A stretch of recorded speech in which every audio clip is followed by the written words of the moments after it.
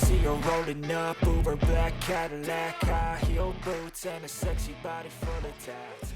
All right, guys. So, welcome back to the Now You Made It Awkward podcast, and this is episode 34. I remembered because episode 33. Episode 33 is already done and uploaded. So the only thing I currently have to do is uploading our Black Panther review. 33 hasn't showed up on mine yet because it goes live tomorrow. Oh, okay. Wednesday. I don't pay attention to that shit. It just shows up for me to listen to. Exactly. Wednesday is generally our release day for those who know. And of course, I am Shoky. You can follow me at all the Shoky related things in the description down below. And the other voice you hear there, as usual, is Ricky. What up, y'all? And you can follow the work he does for Nerd Rage Radio, at least for the moment, because he's got some software issues. So you can do that on the Facebook, and then of course on the Realm Hatton Project on the Realm of Collectors YouTube channel at Friday at 9 p.m. And real quick before you move to the next one, since you brought it up, anybody listening, if you know any good photo editing, audio editing software that's cheap or free, please put it in the comments or in an email. And preferably mobile, because Ricky doesn't like to use computer for things. I use it for things, just not for that. I do that on my phone. Exactly. And of course, you have a Dormammu. Gobble gobble. Oh God, is that Japanese for something I don't fucking know? That's German. Thanksgiving, you goob. It's German for turkey. That's German for turkey. Okay. Gobble. Never mind. I just realized there's some implications there. Yep. About it. Yep. Hey, me, edit that out. Pull it back. Never mind. All right. Either way, so Rob's there. You can find him in the chat of things, usually on the Realm podcasts. I didn't know where else to go with that.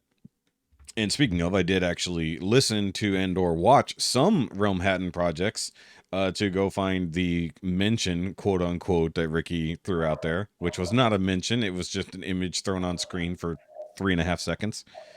It was awesome. Well, it was just there to make Rob laugh. Also, dogs. And it fucking worked. Whose dogs are barking? Yeah. Fucking FedEx just dropped something off at my door, so the devil, Dumb and Dumberest, is there, and they're barking at it. It happens. Yeah, is that your Serpentor? No, not yet. My Serpentor won't be here that fast. No, mine's taking a circuitous route. Big word. Because I don't have the premium. So I got it through somebody who has premium. So they have to get it and then send it to me. Dude, even if you have premium, it still doesn't get to you as fast as possible.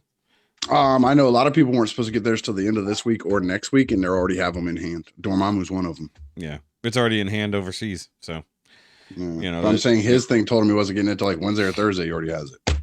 Well, we already. Yeah, I was supposed to arrive like tomorrow, and then it was like, oh, it's on your doorstep. And then not only did it arrive on my doorstep early, but then like I didn't get the notification that it was delivered until like 4 hours later. Oh, that's really annoying.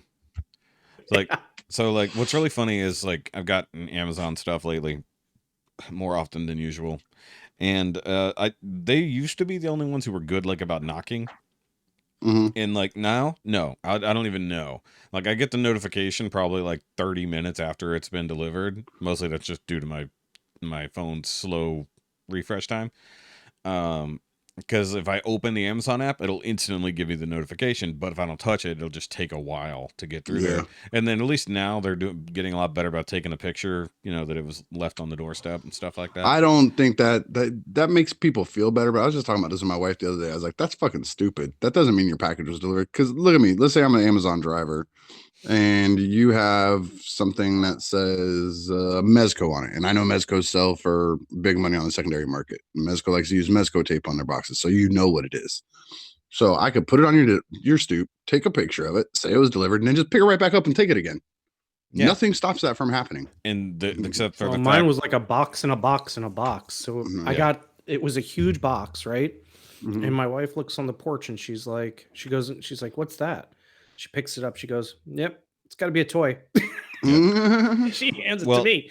And it's this huge box. And I open it up and inside is the Hasbro box. SIOC shipper. And then inside of that is the product. So I'm like, it's a box in a box. It's a perfect for the holidays. It's a box stuck in. Nice. It's a Russian nesting box. It's a cardboard ducking. Nice. Exactly. Yeah. It's a card bubble ducking. Yeah. Because it's cardboard, got bubble wrap, and there's probably no paper in there anymore due to no, actually there's more paper because Hasbro is all about the paper now. Yeah, because it's all about the paper. I've got I got Power Ranger flavored paper here now that I should wrap other things in. Maybe I should hold on to it for Christmas time, and whenever I get the wife some kind of stocking stuffer, I'll just wrap it in the Power Ranger now wax paper, whatever it is. Nice. Yeah, because I do that. I use that like a lot of I'll use my old figure boxes, and when I'm gonna toss and stuff, I'll pack my kids' presents in it, and they'll open them up. They're like, "Oh my god, you got me!" And then they go open it, they're like, "Womp womp," because there'll be like socks in there. I'm like, "Go fuck yourselves! You're not getting my GI Joes." Yeah, exactly. Exactly. We do not collect the same. You are children. We do not like this the same. So, continuing on with promos because we need to always refresh. We do have an email that you guys can write into us at. And, go ahead. And it is the NowYouMadeItAwkwardMail at gmail.com, which we tend to forget to mention at the beginning of the show like morons. And we know only Christine listens to the end. So, hi, Christine. It's cute that he says we when he's the one who does all that fucking talking. So you forget it like a moron. Well, we don't forget nothing. Nobody reminds me. That's not my place to remind you. You guys are here to fill in for my mistakes. Nope. So you're just imaginary here. Yep. Fuck. I gotta stop imagining we're people the voice like of you. Your conscience? No. Hey, pay close attention to the Hitchhiker's Guide. We're just figments of your imagination, man. Yeah, Ricky. I need to drink more. If you want, Ricky can be the Christmas present, and I can do the future. And you can just have your wife do the past. No. Yes, your wife can do like your this. past. So real quick before you move past it, because you mentioned something about how weird Pulse is about shipping shit. This is the thing that's annoying the fuck out of me. So Serpentor came up with like a month ago when he first came out, when it was announced. Sure. Ordered them. Yeah, Dormammu already has them in hand. I ordered Mindbender in June, and he's still not going to ship for like another 2 weeks. Because they said shipping doesn't start till December 1st. They might up that too. They might up that well, too. Even if they up that, me too. But even if they up that, it should have got here before Serpentor. You sold it to me 6 months before you announced Serpentor. It's true. That's what I'm saying. That's fucking it's true. dumb. But I'm not taking the gift horse in the mouth that I actually got the product, and I got the product without it being trashed. Well, here's the other thing. Is of course whenever they found more stock. And they put up the new orders, so that means anybody who jumped in on that, will they get it at the same time, or will they get it months later? How about Serpentor? Both of them. Serpentor, they said no. Serpentor, if you did the premium, you're getting it now. If you did the whole first run, like when premium first announced it, premium, and then the regulars first run, get it now. That second time they put it up, you're not getting it until like March or April of next year. Yeah, that's what I was getting at. So this is the one problem with the way Pulse does anything. Well, there's a lot of problems with the way Pulse does anything. I mean, I'm kind of done ordering from Pulse unless it's somehow a specific like in stock already ready to go. Well, not even that, but if it's like a exclusive. Exclusive was the word I was looking for. And that's the only way I'm going to do it from them anymore. Actually, I need to go ahead and cancel my premium because I keep paying for that shit for no reason. Well, I guess which, by the way, almost all their stuff's going exclusive. Yeah, because they're talking about pulling all their stuff back from other online retailers unless you buy it from them. Yeah, which is absurd. It's like, it's good like how much Hasbro stuff it. goes through BBTS, and they'll be like, yeah, you watch those sales just fucking disappear. You know, it's like, or people just wait till it gets in the store because there's no way they can handle that kind of volume. They can't handle the volume they currently have. So the only thing I'm waiting on from Pulse specifically right now at this point is, and it's not even from Pulse, it's from HasLab, and I'm waiting on my Proton Pack. I'm waiting on his tank, Mindbender, and Serpentor. Yeah. I mean, I don't even know if there's going to be another HasLab that I even remotely want to get in on. You know, I don't need any of the Transformers ones. I got plenty of that. You know, I Ghost Rider, clearly don't need that. Galactus I would have been in on if I was a Marvel collector still. You know, and no Star Wars stuff has actually managed to make it through as far as I know. So, you know, fuck them. Sail Barge. Oh, the Sail Barge, that was the first one. That's the only one that's made it through. You know, everything else from They've Star only Wars done 3. Yeah, and they all failed except for that one because they're too stupid. But either way, that's enough about HasLab or HasLab, HasPulse, all these things. G.I. Fucking Joe's the only horrible. one batting 100 right now. Yeah, and I don't even know how many people even remember they have a big ass airplane coming to them soon. Well, it's not big ass. It's 3 3/4. It's big ass. still a big ass airplane. It's big, Still but big it ain't. enough. It's like it's big enough, ain't dude. It's a gonna room be- filler. Yeah. It ain't his tank size. But then, of course, everything after that has so far been for I was called it Black Series. the No, I classifieds. actually scaled back. I originally had pre-ordered the Puns. Daredevil Electra pack, Mm-hmm. the 3-pack that was an exclusive as well, and I decided against it because I Oh, was but they're- looking at my shelves and I'm like, I'm already full up. I got the They're Venom literally the 3-pack. only new figure is Elektra in that set. The rest of them are Well, I mean, I repaints. got the Venom 3-pack, and then I started looking at my villain set, and I was like, you know what, I'm good, I'm okay. So, but I did keep the Mindbender, and I kept the Serpentor because I wanted the. I know there will be regular releases on these. I know they'll probably be classic carded, but it will be a very long time, and I wanted They won't be something the that felt same. a little bit more premium. It won't be the same. I Not wanted at something all. that felt a little more premium, and I like the Air Chariot. It's me. It definitely won't come with that. It'll probably be a Air plastic cape Chariot. instead of a soft good cape. You Right. know, it'll be differences like that for the main release. Right, exactly. Yep. All right, so speaking of Hasbro products, Power Rangers stuff. I'm just trying to segue. Yeah, he's trying to segue. I'm trying to You were segue talking about 'cause your Power Rangers stuff earlier. We went way off of where I wanted to go, but it's fine. So, wanted to start out with some more tragic news because our childhood is just fucking dying right and left. It's because we're old. Yeah, we're oldish. But you know, you think about it, people older than us, their icons are only just now dying. It's like it seems like we're younger than older people, obviously, who've been around and saw a lot more earlier stuff. Their icons are only just now dying too. Like they just lost Betty White. Like, Yeah. motherfucker, we lost Chadwick Boseman. He was like 33, Yeah, it's 34. like it's like we lost Kevin Conroy. It's like Yeah. you know. But either way, so we did talk about Kevin Conroy and Chadwick Boseman both last week, and sadly, this past weekend, Jason David Frank of Power Rangers fame did pass away reportedly by suicide. And yeah, that sucks for a lot of people, especially here in Houston, because he's based out of Houston.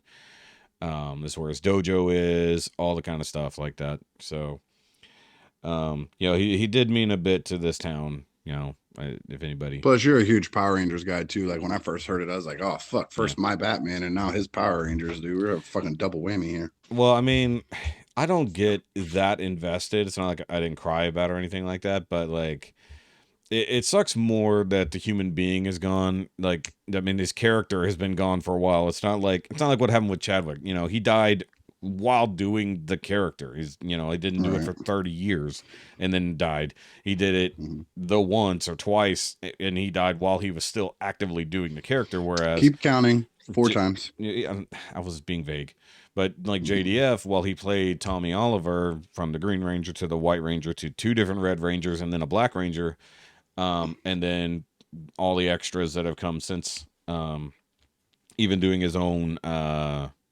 independent kind of Power Rangers related but not canon movie. Legend Then of he got into UFC for a while. Yes, he got into UFC for a little bit. He wasn't that good at it. I mean, he's a good martial artist, but he wasn't that good at UFC, unfortunately. But I mean, he did what he could.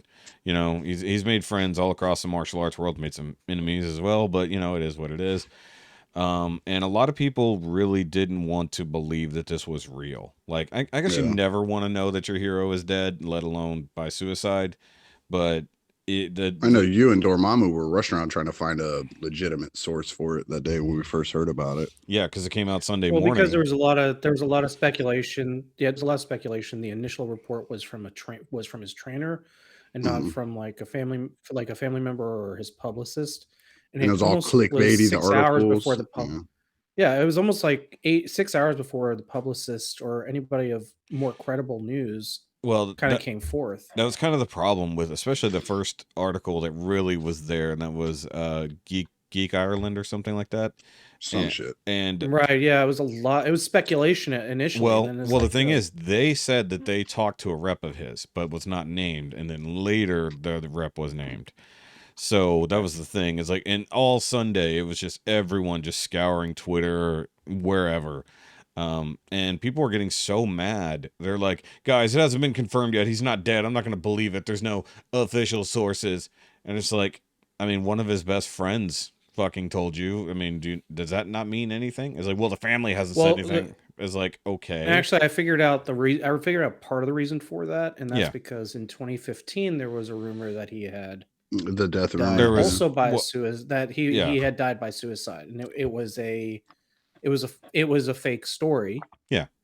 And that but happened. It had circulated so much that it was. Would you assumed say that, it was fake news? It was probably fake. It was definitely fake news. Obviously, back in 2015, yes, but Yeah. this time it was not, and I think that's No. where a lot of people Well, were. apparently, even as recent as earlier this year, that same story recirculated. Correct, had resurfaced. Yeah. But none of his friends, no one came out to confirm it then. You know, this was a different story, and no pun intended.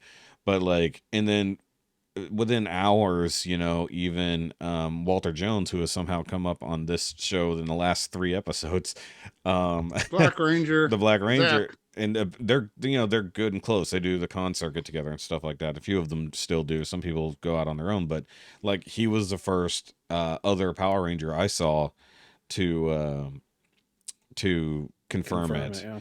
And now the suicide thing that has been confirmed, definitely confirmed later. You know, there was speculation at first, but because nobody wanted to obviously admit that someone Or at least have they actually confirmed it? Last I it's saw been it was confirmed. still... It's confirmed. No, it's definitely confirmed. And as an article, because I googled it right before we started recording here, and I showed the article if anybody hasn't seen it yet, that apparently prior to his suicide, he and his estranged wife were arguing, like significantly arguing at a hotel here in Texas. I don't know exactly where they were. I think they were just coming off a convention or something, and they were going through a divorce already, so things were rough. And it was so bad that the hotel staff got involved. They had to call the police. So it was actually, you know, of public record that this went down. And then apparently after the fight, that's when the next morning his wife hadn't heard from him in like 9 hours or something like that at all, and so they called to check on him, and that, I believe, is when they found him. And now just to stress this, and this is where a lot of the comments I read, and definitely in the community of fandom and whatnot, you know, there's been highs and lows of reactions. I think part of the disbelief of it being suicide was the fact that a lot of us saw this character, this actor who played this very larger than life type of superhero. And he played different iterations of it through the years. He was definitely well known to the franchise of Power Rangers, but also in general as kind of a guy who embraced it. He embraced what the heart of it was, which was to empower kids, empower people to be heroes. And I think the fact of how he passed, by suicide is very hard, but it's also hard because it gives that high and low to people to make assumptions. Yeah. You shouldn't make assumptions about this. We don't know. Yes, he was.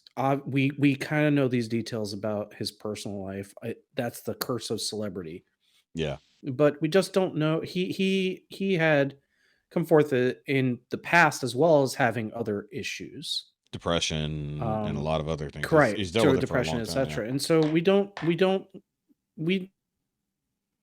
we should never judge somebody on the basis of why they chose to take this action. I feel like what we should do is remember the type of person that they were and what they meant to us, and try to emphasize the greater good for that. But again, this is where I also wanted to stress, since we've done it before on the show, there are resources. If you yourself, no matter where you're at, you're out there in the internet, you just happen to come across this podcast, Jason David Frank just happened to come up on whatever podcast system you're listening to, and it's just a hot topic, hot button, whatever Yeah. tag, there are resources. 988 is the United States national hotline for any type of issues. It's not just suicides, depression, it's mental illness. It's when you feel like you are at your lowest of the low, and you need somebody to talk to, and you don't know who to talk to. It's important. It really is, and it's I I would say, honestly, like, even from a personal perspective, it's tough coming out about issues. It's tough talking to anybody. But it is, you have to know that you're not alone. And, definitely, if you haven't heard from friends or people that you care about, the holidays are coming. It's a great time to reach out, but, just be an open ear. Be just be a listener. That's what Yeah. most people that are feeling this way need. They need somebody to listen, because the problems are so hard, so severe. Yeah. And also, this time of year is essentially like the highest when it comes to people who are doing self-harm or things like It this. is, yeah. Yeah. It's a depressing time of year, which is weird because it seems to be like the most family-oriented part of the year. It's Yeah, like what do they Well, call but it? even I feel it. I've lost enough family members. Seasonal that something affective disorders. seasonal Yeah, effectiveness Seasonal disorder. affective Sad. disorder, yeah. It's real. It is a I real Mhm. phenomenon. Yeah, it is. Yeah. And, And I personally, like, I can tell you right now, I definitely feel like I'm just entering into the meh zone on a lot of this, yeah. with how the season is and how cold it's getting, and I think that has a lot to do with it. But you're right. It's the gloomy It weather, spikes. and Yeah. and people, especially when like whatever his current living situation is. I'm not sure. His kids are grown. Obviously, he's got an estranged wife. I don't know if he had anybody else going on, and going on with a divorce and stuff like that. But a lot of people also end up kind of alone for whatever reason at this time of year. Maybe they're alone all year long, but it only hits them now because everything becomes family oriented and you don't have anyone to spend time with, and this is and one of the few benefits of the internet is that you can reach out to other people who don't have to be where you are, and you can talk with them. And like even now, we're all here talking on Discord. If we had our cameras on, we can see each other, we can talk to each other. Hell, we talk at least once a week this way. So we have some ways to reach out to other people, and you don't have to be just alone in your room anymore, because you can be alone in your room with other people. I think that's why, Right. especially with COVID, the last 3 years of dealing with COVID and everybody being locked down is basically just 3 years of seasonal affective disorder. And then, Yeah. and you're right about Well, the whole even now celebrity thing. the flu's starting around too. So Oh, now it it's is. like, oh no.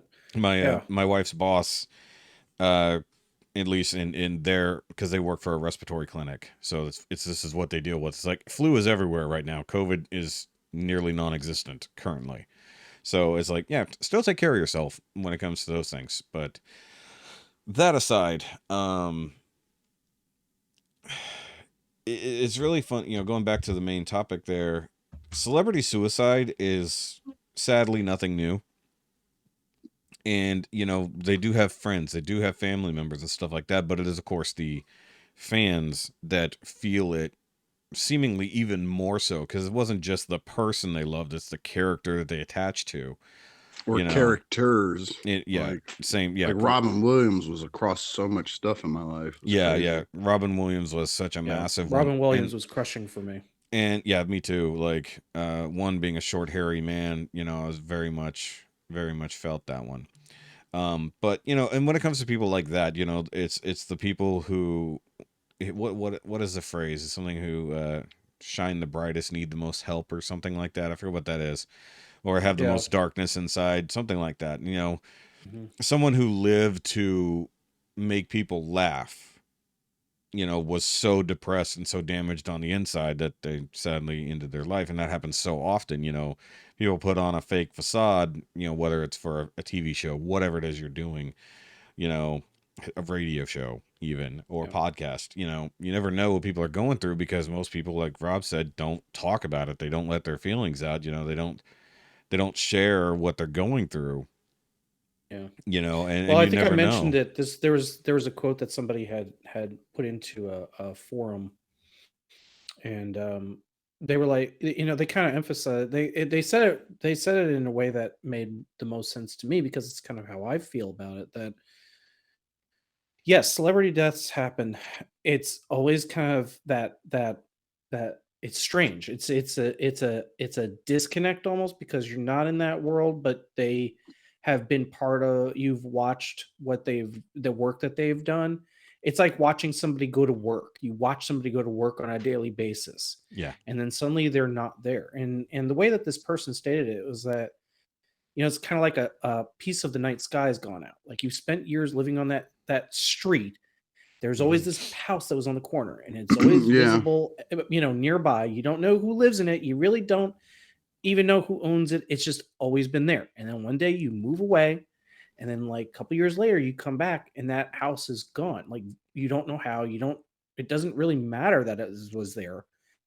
It's just not there now. And now you feel a little bit more empty, because you remember clearly that that was there. It was part of your history. It was part of your childhood or growing up. And so it just feels a little bit more empty now, It's losing like these imprinting, people. Right. like we Like imprint on them it's as part of our lives. Yeah. that's correct. Yes.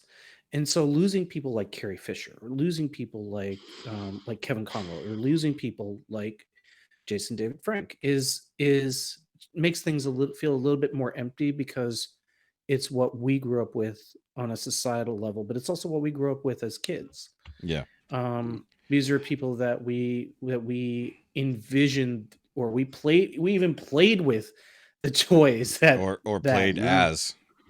Yep. right. Yeah. I still remember Exactly. I had And the one where so you push the power changer and his head flipped over. So you Yep. had the Tommy Oliver head and the Green Ranger head. Yep. I right. had So I all mean, those. you know, mad props to this actor, to, you know, Jason David Frank, and I didn't get a chance to say it because I wasn't on the conversation, but to Kevin Conroy as well, for developing these characters in a way that we will remember them as that, and it makes it hard And to see anybody else in those roles, and because being they will always be those first to yeah. us. And Yeah. being Hashtag my Green inspirational. Ranger. Yeah. Yeah, exactly. But also in like being inspirational within their characters and within their personal lives and the things they did off screen. You know, like JDF spreading his love of martial arts, you know, being someone who, you know, starts a dojo, teaches other people all of these same things, you know, especially kids. You know, Right. he was definitely always about the kids. And then like always having time. Like, I know there are some shitty stories. If you, I don't think these were ever told on air, but one of the old Shoky Nerdcast friend of mine actually used to work for his organization years ago, and there were some really shitty stories. I don't want to talk ill about the dead, also unconfirmed, but you know, everybody has fucking issues. I don't care if you're the nicest person on the planet, like Ellen. Look at all the shit people have come out about Ellen and her organization on the backside, but does so many good things out the front door that sometimes you never know what's going on behind, whether it's a And I think that's personal part of the or disbelief as to why, yeah, exactly, why it was this way. yeah, exactly. So I mean, and you can be, and just like with Robin Williams, you know, you can be like the biggest, the brightest, the most important person, you know, and do all these massive things, and then nobody knows what that last thing, that last sentence that went into that person's ears and hit the last string that was holding them, you know. Maybe that was that last fight with his wife, maybe it was a phone call with somebody that nobody knows. Something happened that it was the last straw. We all have a last straw somewhere, whatever. It's a physical thing that it's just literally like that clicks up and I have a heart attack, you know, or it's the last emotional straw I have that, you know, is keeping me from doing something terrible to myself, you know. Something is there. There's always going to be the last straw for someone, but you don't know when, you never know where, you never know what.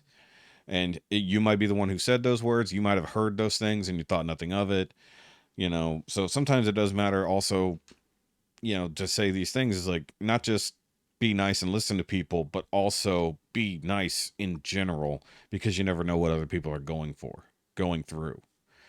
You know, as Right. on this end, as a quote unquote influencer, as we are, get lots of negative, horrible comments. You know, like I've gotten things telling me to go kill myself in a ditch because I had an opinion about a Gundam kit. You know, people are cruel, and they never think that that might be the last thing that someone needs to push them over an edge, whatever that edge leads to. But you know, that could be any other terrible thing, terrible outcome, whether it's for them or for other people. So, you know, we live in a much more cruel world, I think, and when someone is cruel to themselves in such a way to commit suicide, I think it's one of those things where it's kind of hard to understand for a lot of people. You know, because we can understand cruelty to others because most of us do it one way or another, whether we mean to or not. Or sometimes it's just active shitheads, you know. But you never know how someone's beating themselves up too.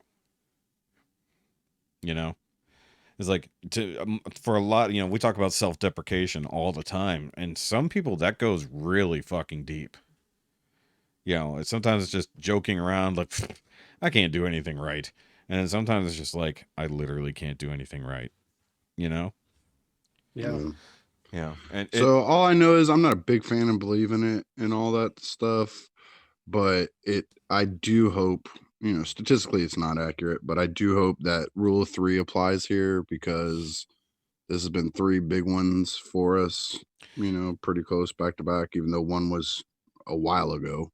Actually, there was technically a third, but nobody talked about it. I think her name was Katie Acox, and she Correct, was that was just that was the day after. Yeah, literally the same From week. Supernatural. Yeah, so the original Meg from Supernatural, who actually came back later in the series, she died, or not suicide as far as I know, but she died for whatever reason. She was still young too, like I think early 40s, if that. Like my emotions just kind of need a break from it, man, because I already deal with enough stuff, and then these are like big ones that were like part of my childhood, and like you know, you start getting those mid-age vibes and seeing things that you knew and loved going away and people dying, and like, man, I just need a break for a little bit, man. Yeah, I mean, like the world needs some happiness, and it's like and it's been difficult. We need the old Coke commercial. I'd like to give the world that. We need to bring that shit back. Yeah, we need to send some Coke to Ukraine.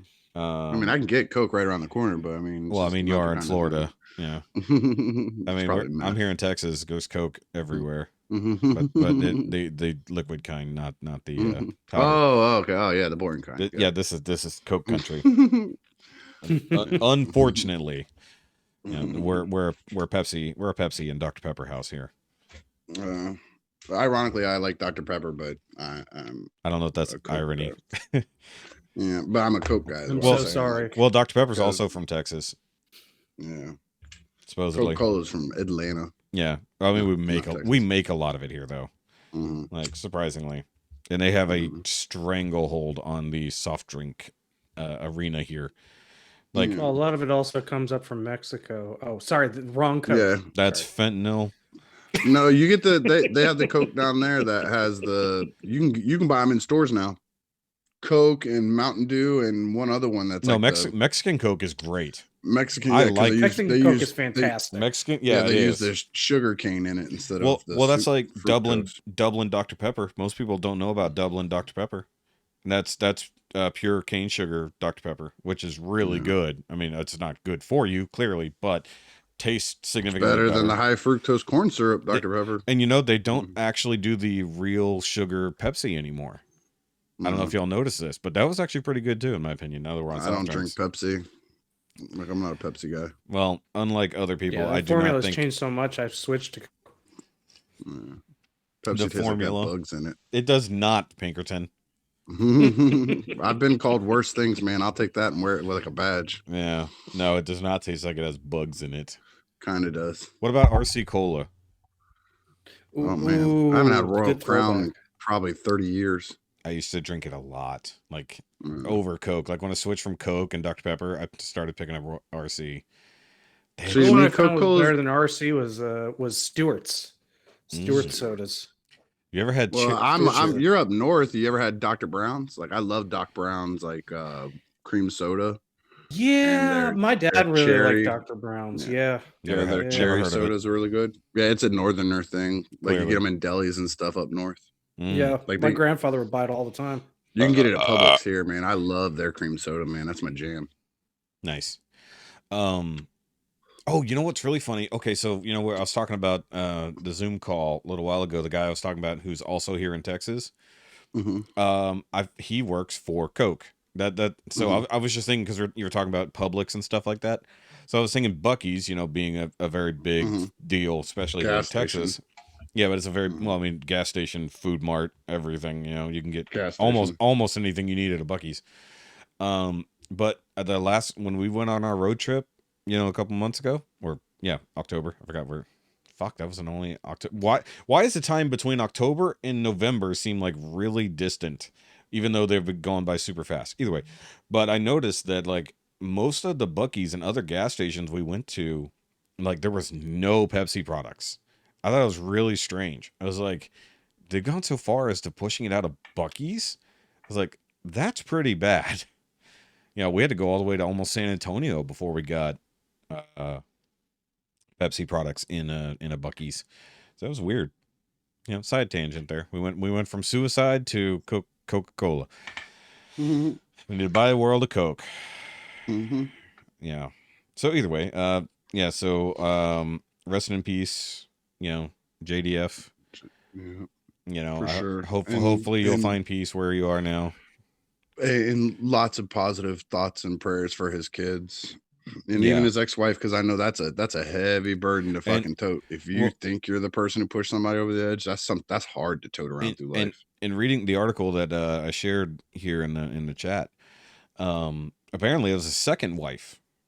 His first wife was all the way from like 1994 to 2008 or something like that. I might be overestimating there, but it was like, so he had a wife years ago where his first 3 kids came from. So like he's got 3 kids from his first wife and then 1 kid with his current wife, widow, I guess.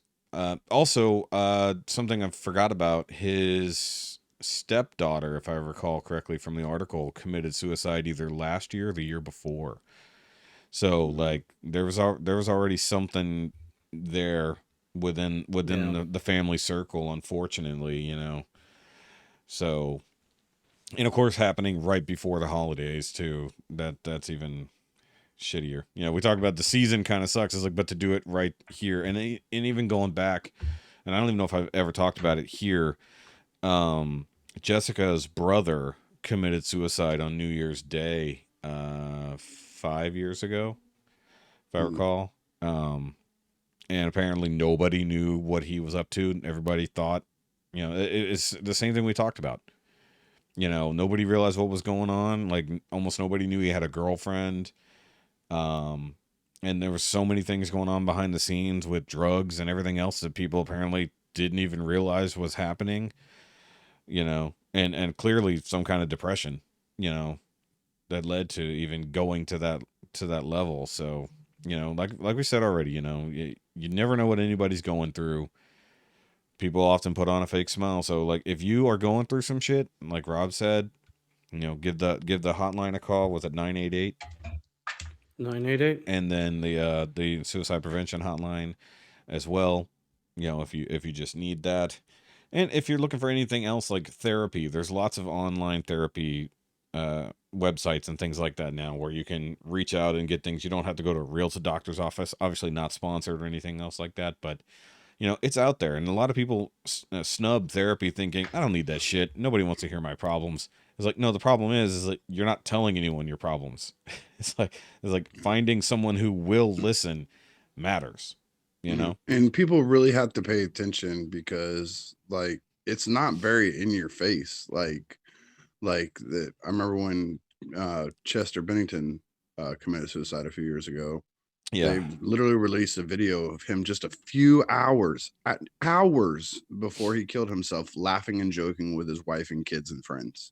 Well, like Chris Cornell, Chris the year Cornell was before another that. one. Yeah, the year before that. They were good friends. I don't even think it was a year. I think it was just a few months. It was on his birthday. Because he did it on. No, Yeah, he Chester did it on anniversary. Chris Cornell's his birthday.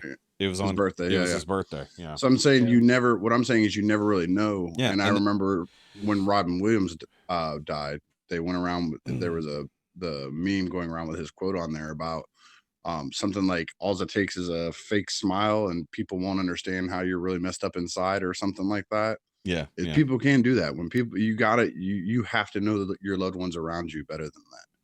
Like I can smile and laugh all day and my wife will know something's wrong with me just by knowing something's wrong with me. Like people have to pay attention to that. It's not to dump that weight on somebody else's shoulders, but there are signs, and it sucks, man. I don't know. It just sucks. Yeah, just in general. It does suck, and I get it that you got to process things how you process them. Yeah. Some people are going to be devastated. Some people are going to be angry. Some people are going to be pretty neutral. Like it just it's like, okay, that sucks, but it doesn't affect my life. It just sucks that happened. Process it. How some people that get mad about that shit. Like, yeah. Oh, he's a this, that, and another thing for doing it. That's a rough stance to take. As someone we know yelled repeatedly. I'm not blasting anybody. I'm just saying because that's not the first time I've ever heard that. No, it's a coward's way out and things like that. And it's like, and not to defend. And anything. I get the idea behind the reaction. That. It's an anger to deal with the sadness of, because when people do stuff like this, in that moment, he just wanted whatever was bothering him or hurting him to go away. You don't think about what you're leaving behind. Like I said, positive prayers and thoughts to his kids. His kids now have to live the rest of their life. They're going to be looking this shit on the internet. People are going to make documentaries about it. People are going to talk about it constantly their whole life. And they'll never understand why, because he's not here to explain. Yeah. So you don't think about the persons you're leaving behind. You're thinking about the pain and the sadness you're leaving behind in that moment. Yeah. And so the people left behind have one or two ways of handling it usually. And that's from any perspective. It doesn't matter if you're in the limelight or not. Yeah. Yep. Like, and that's, I think that was something I even said last night in an argument was like, it's like, look, the family doesn't matter. The friends don't matter. The fans sure as hell don't matter, because all that mattered was whatever that last straw was. Yeah. The voice he wanted the voice to shut up, or whatever it was. There was whatever that last thing was all that mattered. And it's like, and that's just, that's an ultimate thing about life. Is like, it's always going to be some last straw. Like I said, it's like, whether that's just a physical one or a mental one. Whether your body gives out or your heart does, But let's we'll move on. We'll move on. I don't. We'll reset to be about it. But yes, R.I.P. to Jason David Frank. Let's thoughts do and prayers with all his families. Let's do a moment of silence. Yep.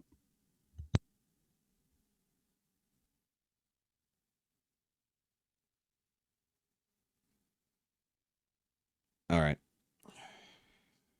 So.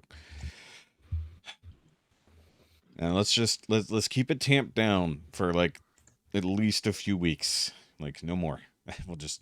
Nice. We just did our moment of silence. We're past it. Yes. So, all right. So let's just move on with our past weeks. Actually, Dormammu's got to catch up a little bit more than that, but that's okay.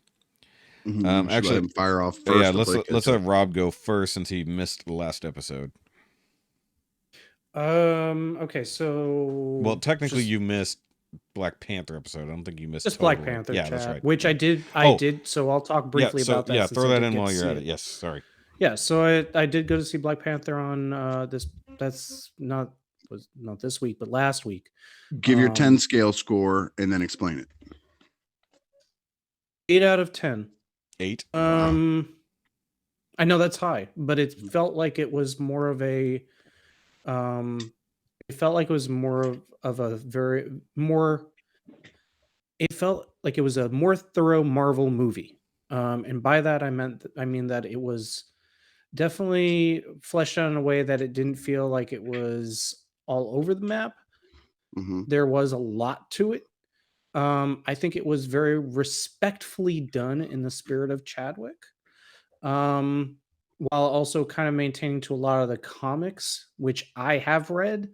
Ooh. I think that there were certain things that James Cameron probably should be taking note of, since a lot of it felt like what Avatar 2 is going to look like.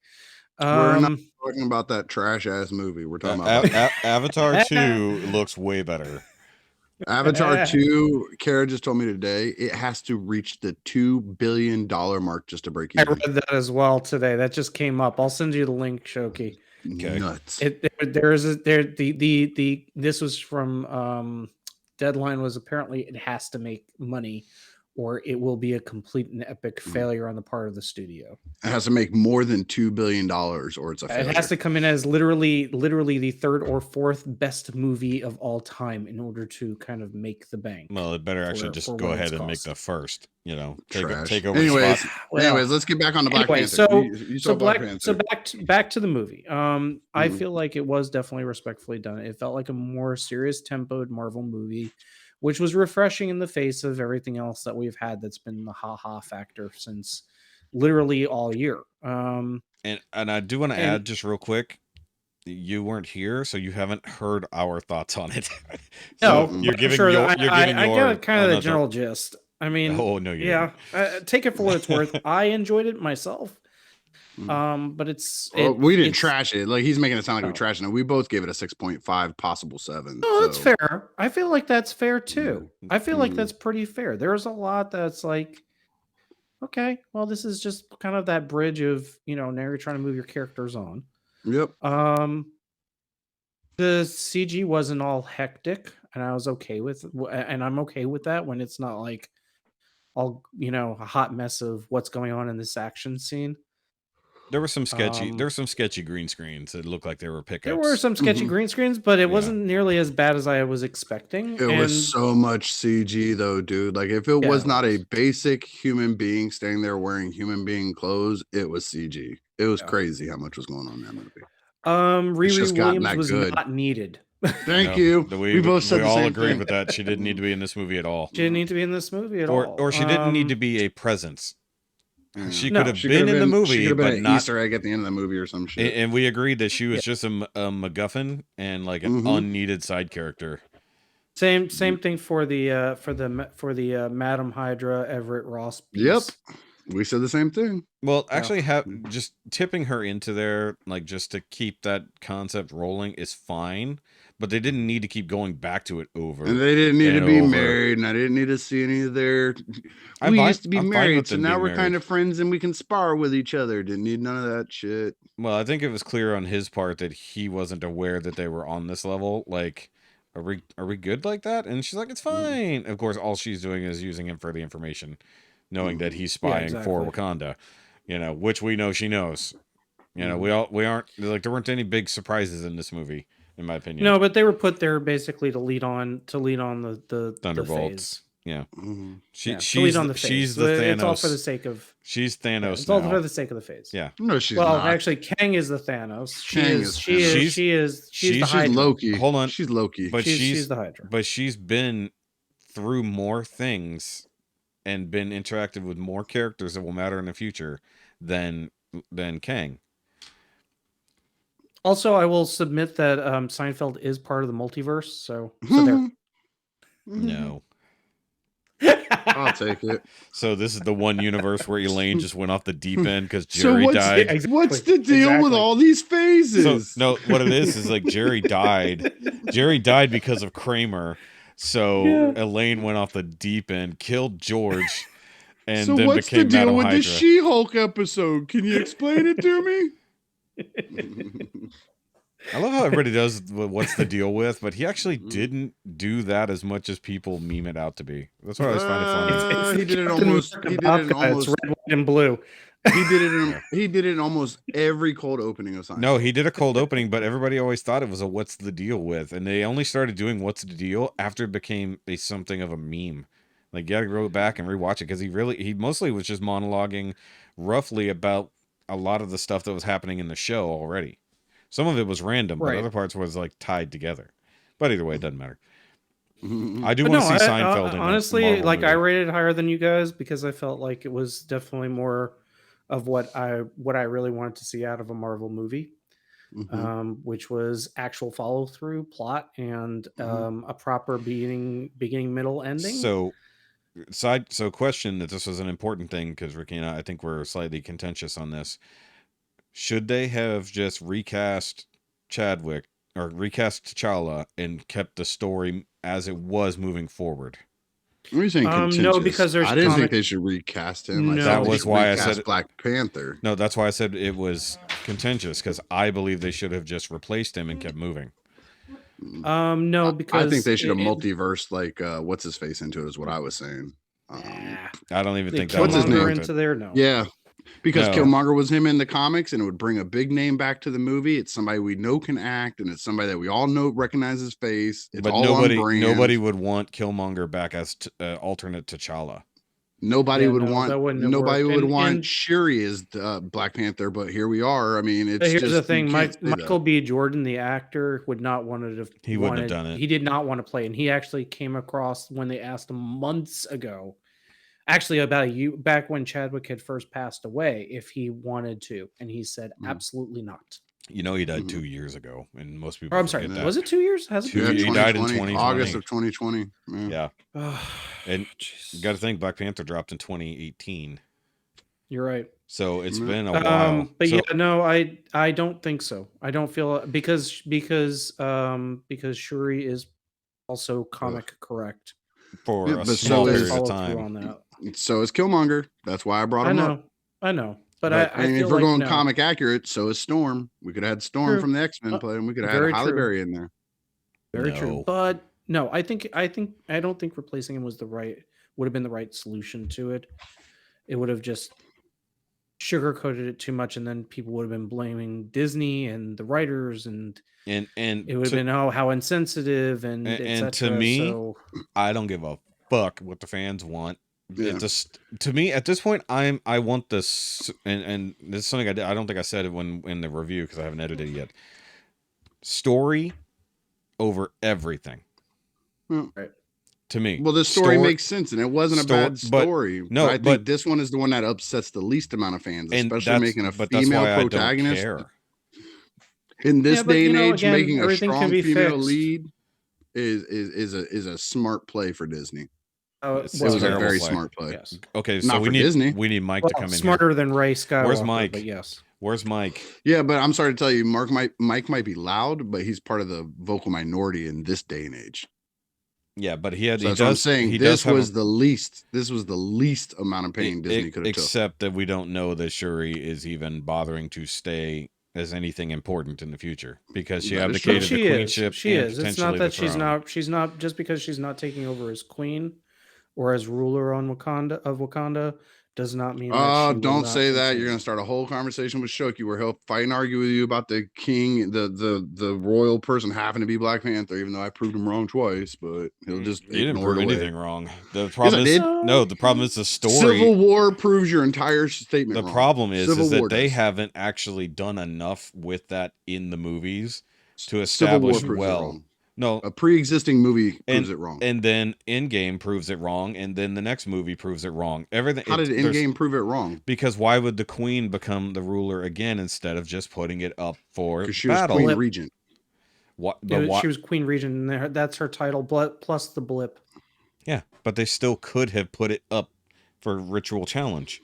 Yeah, but what I'm Because saying, they what I'm didn't saying is have you're saying anyone. the king has to be. And that's Black where I Panther. really I'm would not have saying liked to have has to, it seen an has Angela been. Bassett ritual challenge, because I really think she would have owned. Well, in But that's another thing we talked about too. She would have had somebody step in for her. She would not have done the battle. She would have No, let chose her a have warrior that. for her. Let her No, have because that. that's Well, we don't too- even know if they suspension of would. disbelief. Suspension of disbelief. we don't even No, know that thank they you. would have or would Could you not imagine? have. Can you imagine with no powers, no technology, Shuri fighting M'Baku to the death? Come on, man. Let's be realistic. Now, Okoye might give him a run for his fucking money, but Shuri's sure as fuck not doing it. Shuri's a basement dweller computer nerd. She's not fighting anybody. Except that she's fought people before, which I told you last time.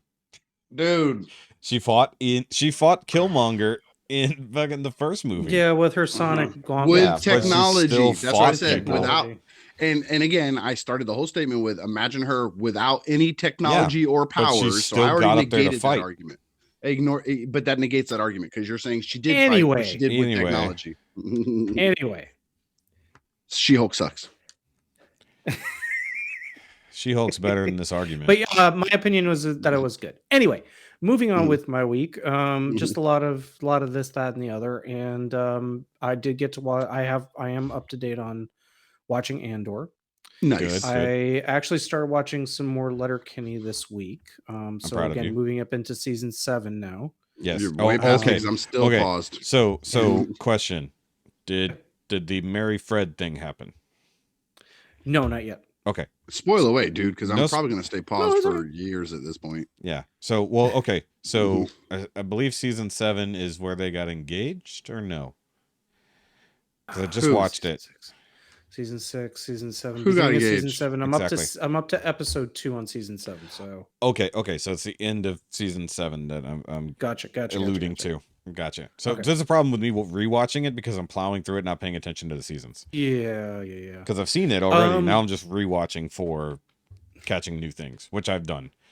You want me to tell you my biggest draw from not going back is it's on Hulu, so I have to have fucking commercials, and I'm so tired of commercials. I pay for streaming. I don't want. I'm actually fine with the commercials because it's actually formulated pretty well for commercial breaks. Yeah. I just want to plunge through it. But you have to watch through season 7 to even have the setup for Shorzy. Right. Because season 10 is the final setup for Shorzy, but season 7 is the beginning of the setup for Shorzy.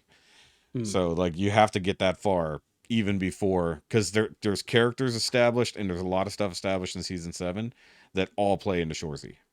Which you wouldn't think there's that much of a connected universe until I rewatched it and I went, oh shit, this person was introduced this long ago? I was like, okay. So continue. I'll let you know once I get through season 7, so this way we can compare more notes. Yeah, the end is... strangely enough, I actually found myself, because he was getting released this week and was arriving to some people this week, I asked for it for Christmas. The Iron Man, the original Marvel animated series that's on Disney Plus, the one that came out in 95, the 90s, 96. The one with the cool rock intro in later seasons. Not very well dated at certain points, but still kind of enjoyable. And season 2 has the best theme ever. But yeah, I just found myself kind of rewatching it because I needed something as background noise. They had a good version of Armor Wars. Yeah, don't go back and rewatch the Hulk cartoon. That is no good. Which, interestingly enough, and this is very, very, very interesting, is that you'll notice in their version of the animated series for Armor Wars Part 1 and 2, there are characters that are brought in, like Ghost, like others that you see that are part of the MCU now. And you start wondering, did they bring these people in because because somebody was watching this episode and suddenly they decided that would make a good character to put into the MCU?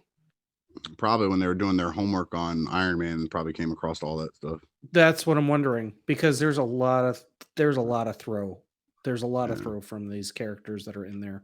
So anyway, that's been my watching. Book wise, I've been I just finished book 6 of Fate of the Jedi. I finished reading through the Darth Vader series last week, and now I'm working on the Dr. Aphra series from Marvel. Nice. And are you reading these online or are you checking them out or something? Comicsology for the Dr. Aphra series, gotcha. And a friend of mine for the compiled Darth Vader series, and then the books are all ebooks. Gotcha. Figure stuff. Like I said, I just got Serpentor. That was yesterday. I did get a couple of here and there things, but nothing like figure wise. I got a new mic stand, so that's why I sound so nice and crisp. Yeah, thank God. Nice. And you mispronounced Ricky, and you're welcome. No, I will say, Ricky, thank you very much. He was the one that provided me the link, and that was a good buy. Yeah. We're twinsies now. We have mic arms the same. Yay. So yeah, don't we have the same me, mic like arm on a too? personal level, like No. one of the kids got the sniffles, but he seems to be fine. So that's good to hear. Winter. Yeah, it's everywhere, man. Like everybody's kids are getting sick. Everybody, like, people are picking up the flu or other versions of the cold. Everybody's kids are like, all I see across Facebook is like, oh, this kid's sick. Oh, this kid's sick. And it's, most of the time it's like 2 days is just like in and out. You know, it's just like, Oh, oh, I okay. think I mentioned about the neighbors, the friends that are of ours that are neighbors, and the one their oldest lost like 6 pounds with the flu. Well, now it's migrating through their house. Their second child out of 3 got it and was absolutely miserable to the point that had to go to the doctor twice. And now the mom has it, and so yeah, Dude, we're send shipping that weight soup loss over flu there. over here.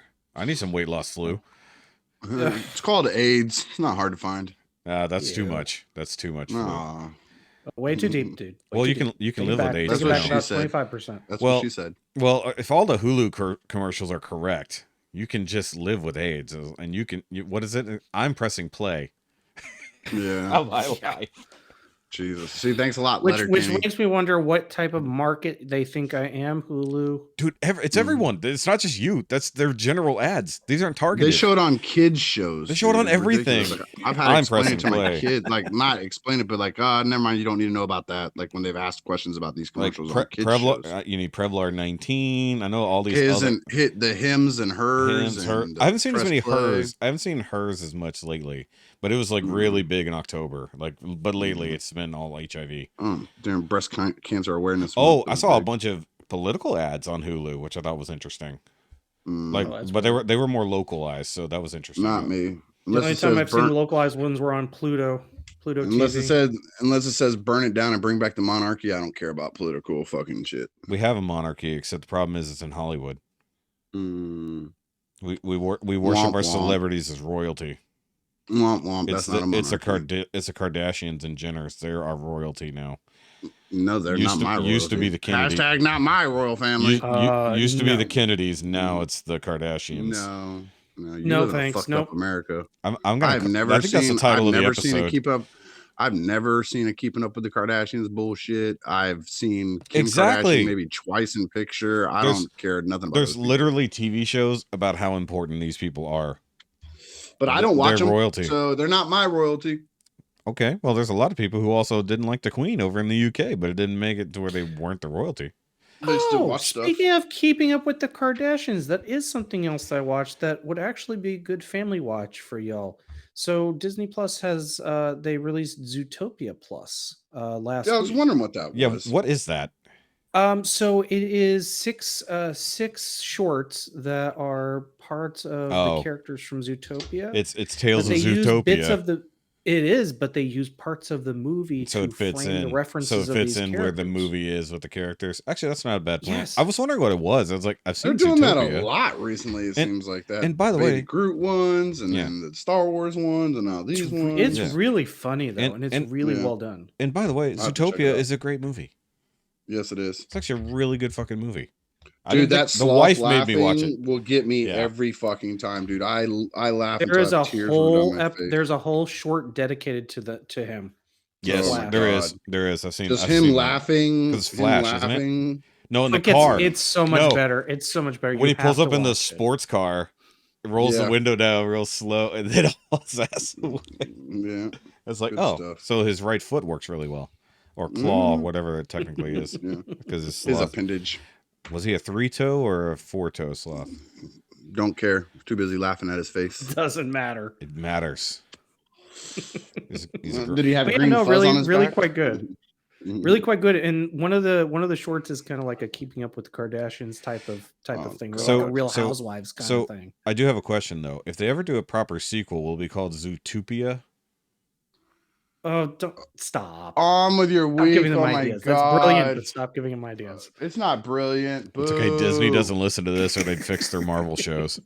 Oh God, yeah. She-Hulk would have never existed. Well, we're on a week delay, so we wouldn't be able to influence them fast enough. Somehow we ended up on a week delay. Kevin Bott needs to hurry up. It's not an Art Man delay though. All right, what else in your week, man? Zootopia shorts, which you had me hooked on until you compared it to Kardashian, so now I think I'm out on. No, he just used that as you gotta watch it. Using it as a tie-in. Just watch it. It's worth it. It's worth the fun. Oh God. Anyway, that is my week. Oh, nice. Ricky. I worked a lot. Did we talk about the end of baseball season last time? Yes. Okay, then You I guys worked won. a lot. Yep. The championship. Yeah. Spoilers. Spoilers for last week. I just couldn't remember if we talked about that or not. We did. Like the one I listened to the other day, we were just talking about the week before, so I wasn't sure how far we got. Andor, of course, staying up on that. Okay. Loving that show. So let's just talk about because we only got one more episode of Andor, as far as I know. It's tomorrow. So the last episode then. This was, to me personally, one of the weaker ones. It wasn't bad. Again, kind of let me preemptively say that it was not bad. It was just one of the weaker ones out of the series so far. I don't like how they just kind of, oh, by the way, the mom died, FYI. Like, just so you know, off screen, like that was kind of dumb. Well, I have a theory about that. So, yes, his mom died. Well, we knew that she was either sick or injured due to whatever it is she was doing a few episodes ago. We're not entirely working too hard or some shit. Or something in the mines where she was trying to get to something. In theory, what she did was dig out a hole underneath the hotel. Yeah, she was looking for something like that. Yeah, something like that. So, which will play into the finale that's going to apparently take place on Ferrix. Probably he'll escape through those same tunnels or some shit. So here's the thing. His mom was one of the earliest rebels that we know of. That's basically how they met each other in the first place. And she basically dies unceremoniously off screen. Like countless other rebels who gave their lives that we don't even know about. All the Bothan spies. All those Bothans. So, but just in general, like we have no idea how many people who were a part of the rebellion on even the smallest level died, maybe even of nothing, or maybe seemingly like got into some shit and then died elsewhere that we don't even know about. And that's one thing about this whole show is everything is underground, you know. Even like so, but I liked how they focused on the droid because he was the closest friend she had, and like the droid is having an emotional breakdown because of her death, even to the point he wouldn't even come out of his charging base, remember? Right. He's like, I'm charging. It's like, you've been charging for 9 hours. And he's like, I was like, because most of the time we don't see droids with real emotion. Not really, you know. But sure, like, of R2 who just curses a lot. Apparently. But like, I mean, K2 did, you know, he definitely, or K2SO, sorry, let me just say the whole name. No need to abbreviate. Like, he showed emotions like near the end. You know, however he's been reprogrammed, but like, oh wait, what if Kay's reprogramming is actually from Marva's robot or her droid? That would be, who knows? That would be they could go Alan that direction too. Alan Tudyk does have voice credit in this show. Yeah, but he played the K. He played the K. I don't think he played the. I don't think he played that droid. We may need to look up, see who he plays. Either way, but I like that it showed, you know, it opened on his eye, like inside, like in his compact mode, and he like was shaking and he knocked the T off or whatever, or something like that. You know, I mean, this was a slower episode, but it was like a transitional episode. Like, we're out of the prison now. We got to get our pieces to where they need to be for the finale. You know, yeah, it's the next part of it was the next part of the buildup. I personally like the scene in Luthen's shop. Yes. Between Val and yes, and not Leia, because you get that, because again, and this is where, and it's been noted on a lot of the on a lot of the channels like Screen Crush and whatnot, but the subtext of a lot of these conversations between the double speak is so good. Yeah. And I think I didn't realize it really. Again, this is where a lot of people are like, okay, yeah, it's that slow burn up through episode 3, but the double speak on a lot of the scenes afterwards is like, you start getting into it, and it is the ultimate spy novel written on screen, because you have these characters that are saying one thing meaning completely something else, and you have to actually it forces you to think. Because about what they're really talking about, because they know they're always being listened to. Not in a heavy way, but in a way that's like, damn, that's good writing. They're having a whole secondary conversation while saying words. Like, even when Luthen called Clea. That's her name, Clea. Because it's like I know it's like Lulu, yes. it's like Leia, Clea, Schwarmy, Yeah. Schwami, Samsonite. I was way off. Yeah, it's like, well, I said it's not Leia, so it's Clea. So like she's Dark Leia. Oh, So, but no, I mean, kind of though. Like she looks a bit. She no, looks don't like. try to explain it. Just move forward. No, I'm saying she looks like a young Leia, but she's definitely a very dark person. You're not making it better. Either way, it doesn't matter. But the whole point is like when she was talking to Val, when Val came in and she's pretending to sell her some shit. Which, by the way, they're just throwing all kinds of ILM and like previous Lucasfilm bits and pieces in the background just the whole time. But not even Star Wars, just whatever they feel like throwing on screen. But like that conversation, and then the conversation between her and Luthen over the radio, where they're talking about, I needed that piece. You can't let it get to another buyer. And they're talking about, and I think that might be from the episode before that, but they're talking about Andor. And we didn't even talk about the previous episode where Luthen went to Saw again.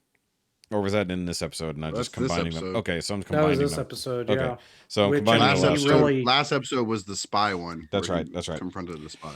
That's right. So that's that's where the beauty of it is, because not only did they give us a build-in for Rogue One and where we saw Saw Gerrera as last, at his most paranoid, but it's that start of who else knows, paranoia. What else is going on, and Luthen is forming that basis for organizing these groups into something more cohesive.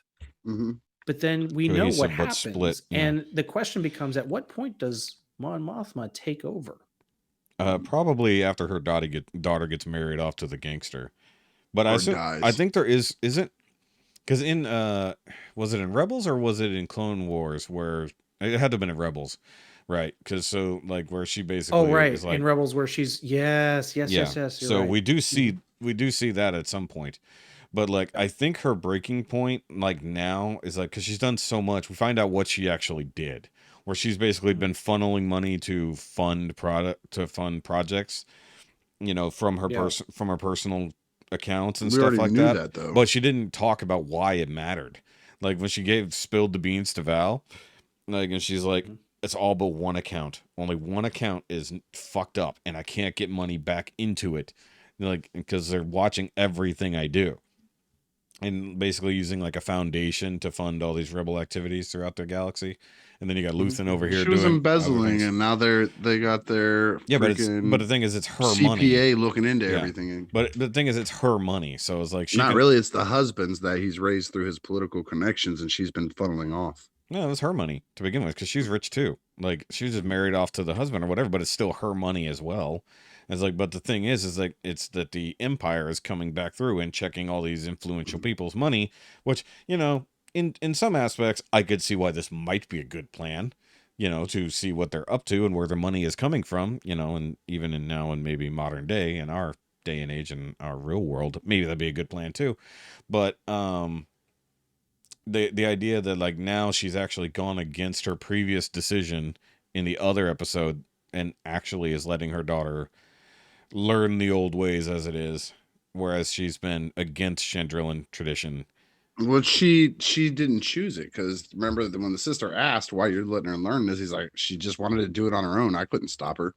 Yeah. So she's not letting her. The daughter's like, go fuck yourself. I'm learning it. Well, we've already seen that's how the daughter treats her, like a secondary person. That part's true. The whole daughter training bit was very Handmaid's Tale. No, actually, the actual thing about it is that she got her friends involved.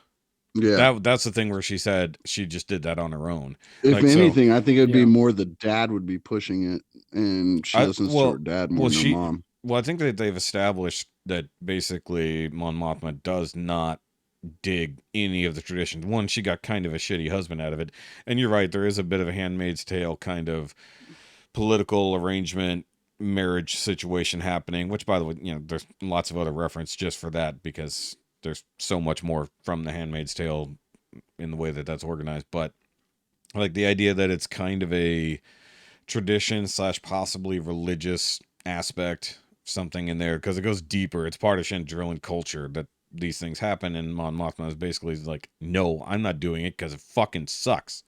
And I think the idea is also Val is also against it because she even questions her, why are you letting her do this? And then it comes out like, look, I have to go through this fucking gangster because he's the one who essentially proposed this, you know. And her daughter, yes, has been completely like, fuck you, mom, the whole show. And clearly it's been over this because she seems little bit less fuck you, mom in this episode because she's finally getting to have her way, you know. But we'll see. I mean, obviously it has to proceed. Well, we only got one more episode left. It airs tonight at 3 a.m. Well, so I'll be watching it one tomorrow. more episode of this season. Yeah, that's what I'm saying. We got one more episode for them to start tying a bunch of stuff up and moving us towards the next season. I mean, yeah. And like, obviously, I think this is going to I think this episode is basically going to be like the Battle of Ferrex, basically. And we'll see how the ISB wants to sort of sweep it under the rug. Because we know they never get Andor, clearly. Mm-hmm. We know where he ends up. Well, but they get him eventually. Well, do they? Womp They die free. Yeah, but Deep impacted the hell out of it. Yeah. Which, by the way, just talking about it. That's what she said. The way Rogue One. It's not what Jen said. But the fact that they fired the Death Star to basically shoot that tower and not give a fuck what happened to the planet. They're like, we have to stop this, and then they shoot the tower. If you actually watch it, that's their whole goal was to shoot the tower. Which, by the way, accuracy. And then it just said, fuck. Well, the that was like their laser too. targeting was that tower. Yeah, it's like they took down. Well, the tower was just communications. Well, I will say I haven't gone back and rewatched all of Andor yet. Yeah, like I've only watched like one or two of them multiple times, like a couple times. But there's one of them. It's either 6 or 7. It's the actual escape episode. Yeah, I watched 7. that.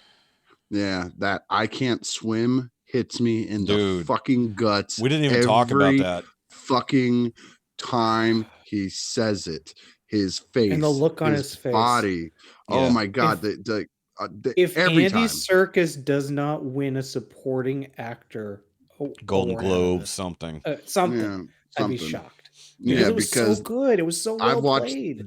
I've watched that one episode 6 times, dude. Like, Stellan I can't stop watching Skarsgård, that episode. Dude, we didn't even talk about Luthen's speech.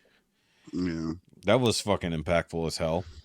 Yeah, when he was talking to the spy. Again, this is where the writing has been so on point. Mm-hmm. Yeah, the writing has been so on point, and the way that it was addressed. Because, okay, so the last episode, Luthen kind of gives what he's sacrificed, and in this episode, you're learning more of what he's willing to sacrifice. Yeah. Well, and you're learning more about what everyone's we're sacrifice. slowly getting into what Andor is willing to sacrifice. Yeah. This whole show's about sacrifice, and it's the all whole about sacrifice. Rogue One story is technically about sacrifice because Yeah. it's all about sacrificing themselves for the greater good. I thought it was about die hope. to get that. Yeah. Okay. Rebellions are built on hope. I was told in a trailer. Yeah. And like I always thought, like I know it sounds weird, but if you go back and re-listen to his speech again, that's almost Thanos' speech.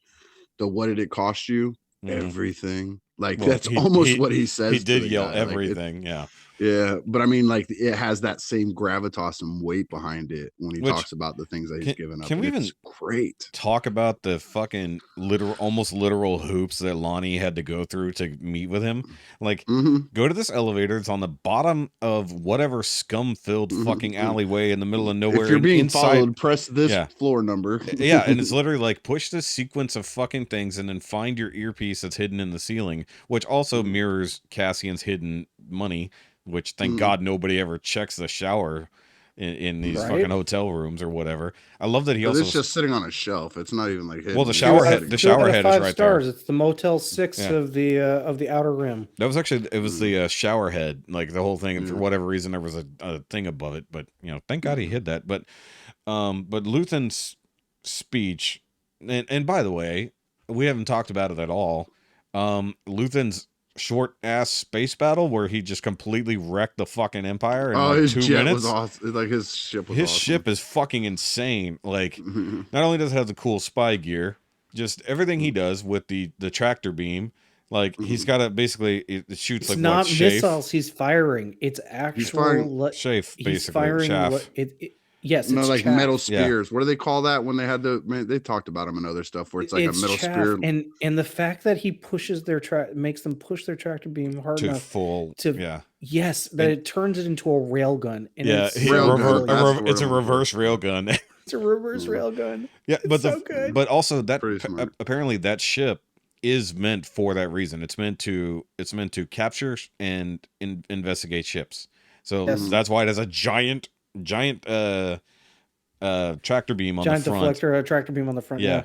Just for that reason. And he's just like, well, fuck your tractor beam, fuck your TIE fighters, and TIE whatever that other one was that people like lost their minds. Oh, the TIE bomber, yeah. Well, it wasn't even a bomber. It's actually something else. Was it a bomber or was it an interceptor? I can't. I think it's an interceptor, but the interceptor was actually a smaller one. So that's the weird thing about the model. It's not. It looks like a bomber because it's got the twin pods, but it's actually not. So that's the thing.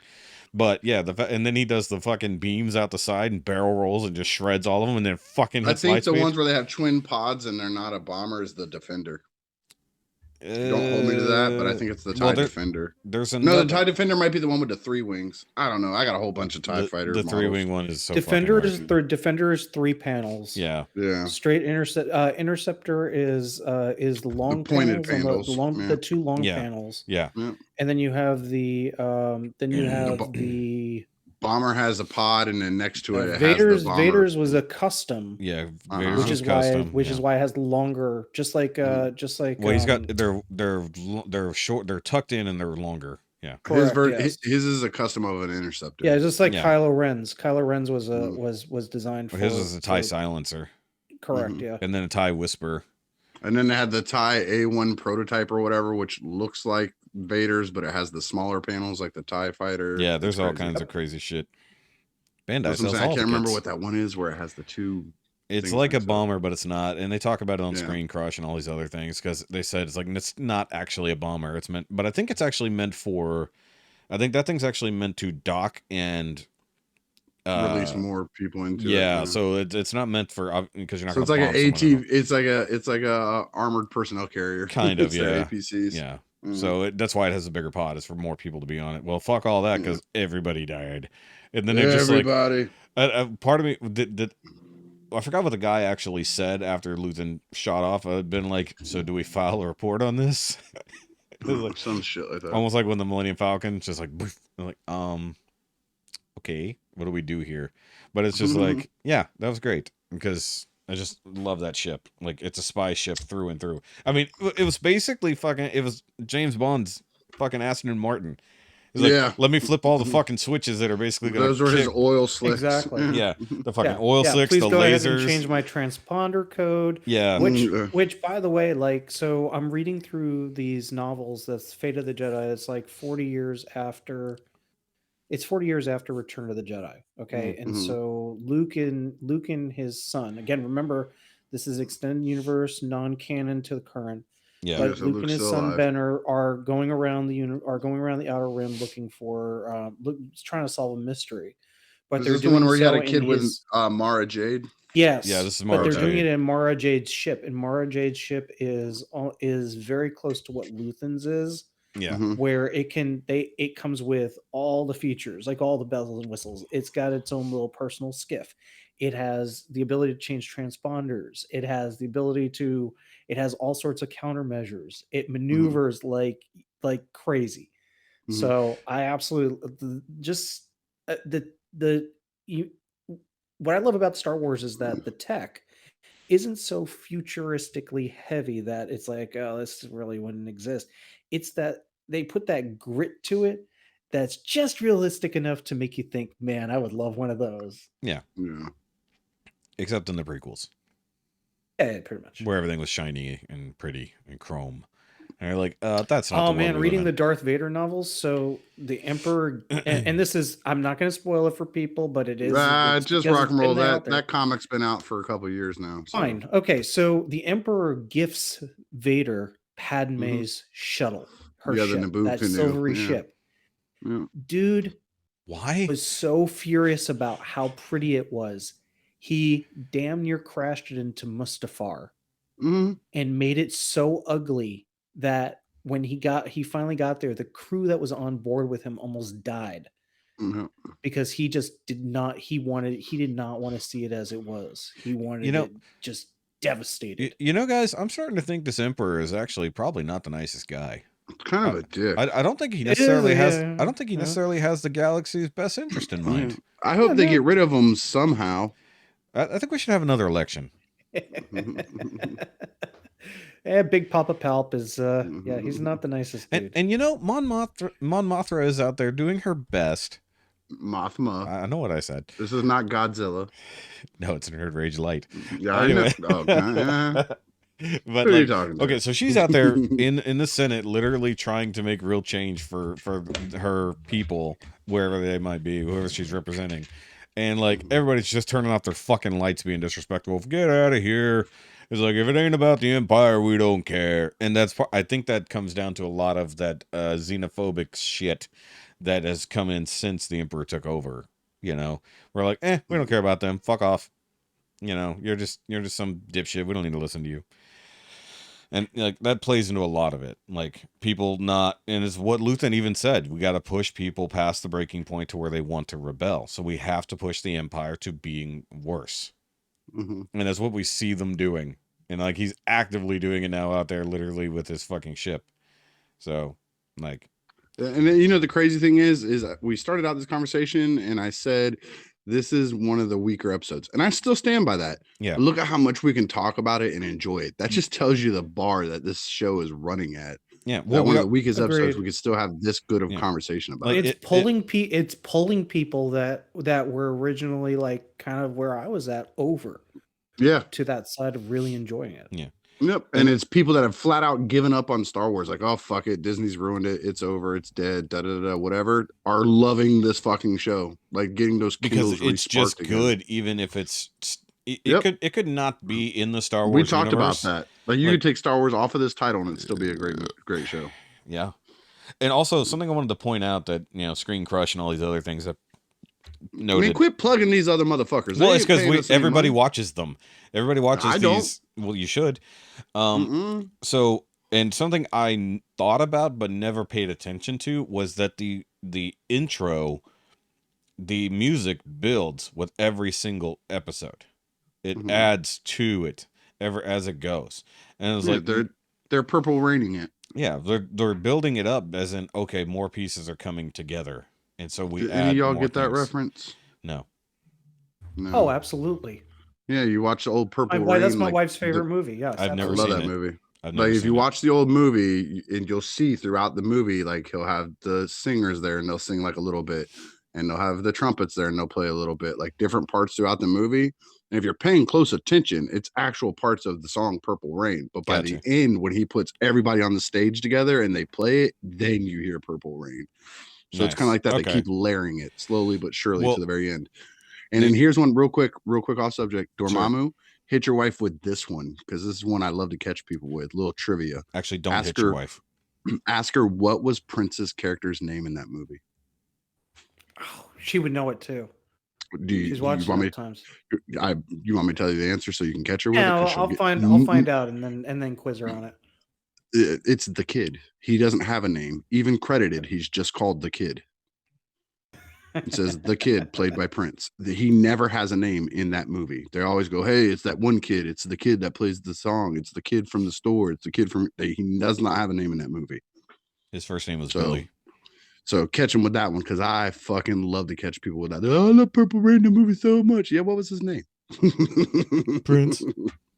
Yeah, they'll try. I've heard all kinds of crazy shit. I'm pretty sure. Get your hands off my mama! Oh! That's like my favorite part of that movie, dude. I'm so glad I can clip that now, dude. I love that movie. It's great. I love it. I love that movie. It's so great. Never seen it. No, never wanted to watch. I mean, if you like the song and you like old 80s kind of rockumentary type stuff, you'll enjoy it. Yeah.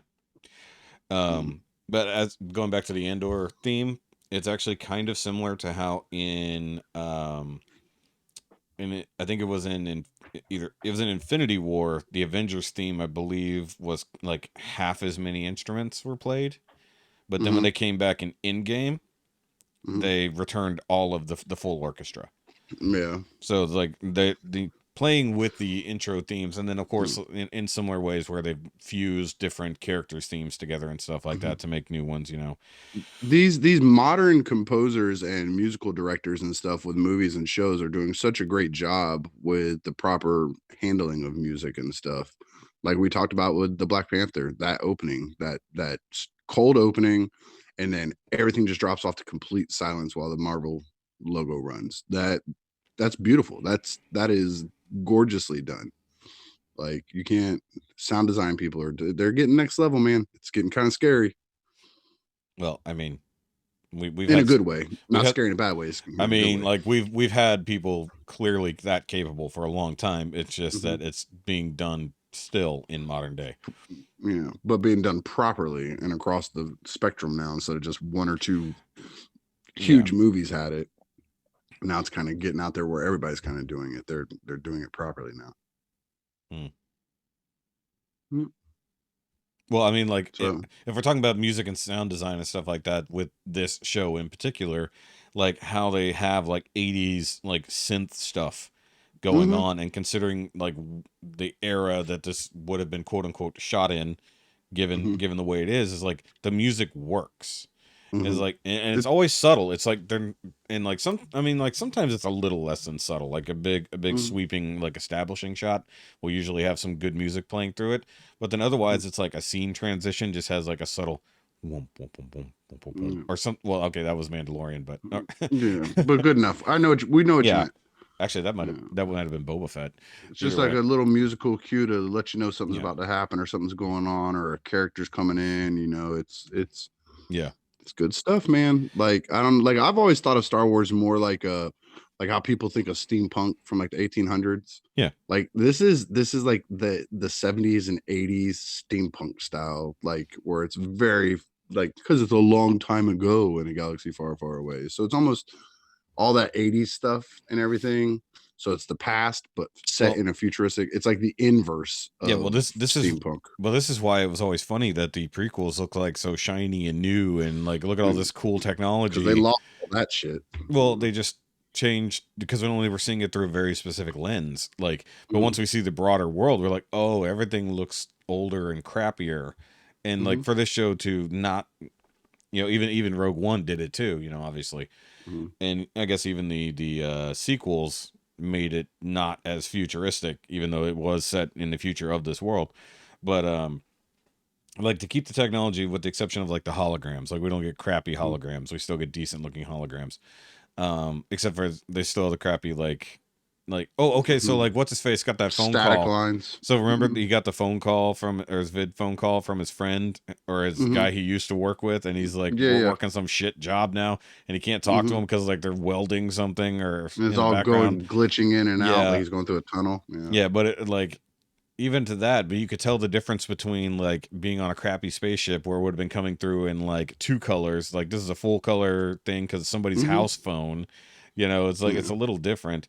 And by the way, the more and more we get of that dude's or Karn's mom, fuck that lady, man. Yeah, I like her less and less. God, it's like she's the worst. She's the emperor of this show, and she's only affecting one person's life. But she treats him like Vader is treated by Palpatine. So actually, she's probably like secretly married to Palpatine in the background.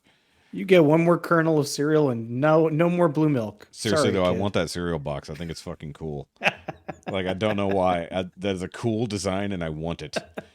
Where's Adam Savage to figure out how to make that and show me on a one-day build? All right. So is it time for my week, I think? Or Ricky, were you done?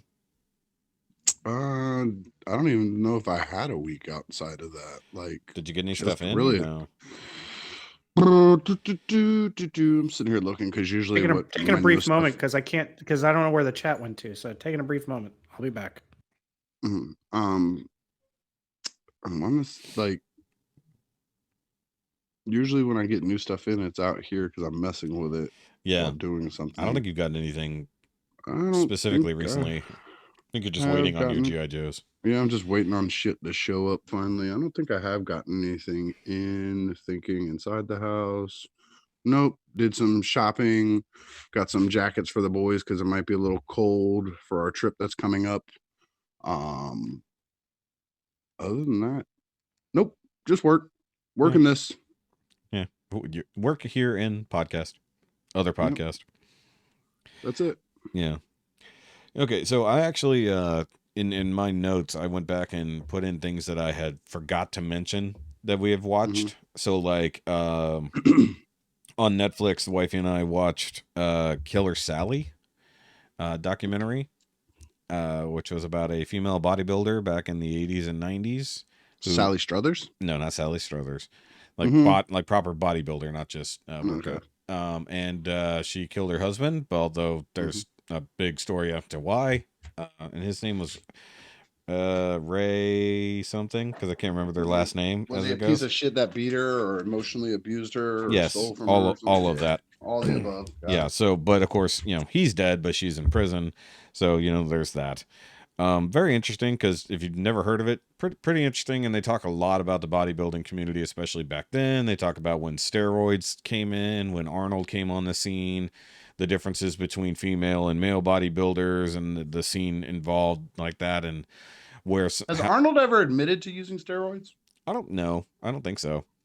But they talk about pumping iron and stuff like that. The whole Lou Ferrigno and Arnold thing. I'm gonna pump you up, shit. Yeah. No, the movie Pumping Iron. Oh yeah, the movie. Yeah. So but they talk about all that. They talk about like how because they got paid less, the women got paid less for winning than the men. She got into doing. But they get paid more in porn. Okay. But in this case, like she got into not porn, but a very strange other type of video where like sometimes a strong woman comes in and like beats up the dude. Like oh my god, like the nut squashing videos. Not even like that. Like even like it was almost like a fake wrestling thing, but like the woman would always win and be big, strong, muscular woman, and like the dudes would either get off on that, or it was just for this video. Like she got involved with this dude who made these movies, and he was doing this type of movie creation up until recent. Like it's fucking weird. But either way, it's an interesting documentary because it's something that most people have never heard of. And it does get into the oddity that is professional bodybuilding. Also on Netflix, the wifey made me watch Enola Holmes 2. I watched it too, and nobody made me watch it. Unfortunately, I was forced to watch it because it was a trade-off, because I made her watch something she didn't necessarily want to watch. I don't think it was bad.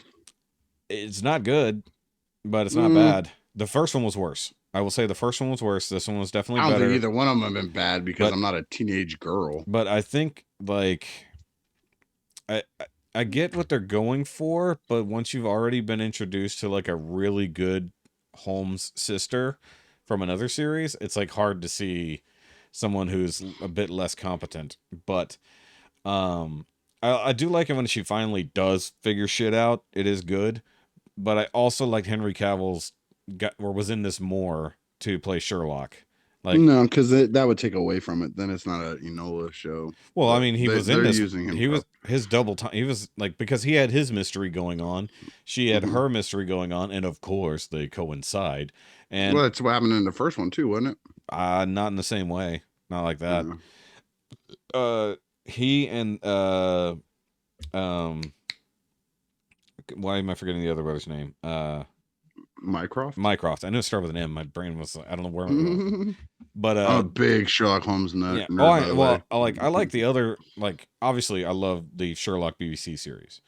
No, I'm talking about, I have like, all the stories, like, but I'm saying books. Like that's my main reference. And one thing I liked is we actually got to see Sherlock's apartment at 221B Baker Street, and it was modeled very closely to the BBC version. I was like, hold on, wait, turn the camera. He's 22B.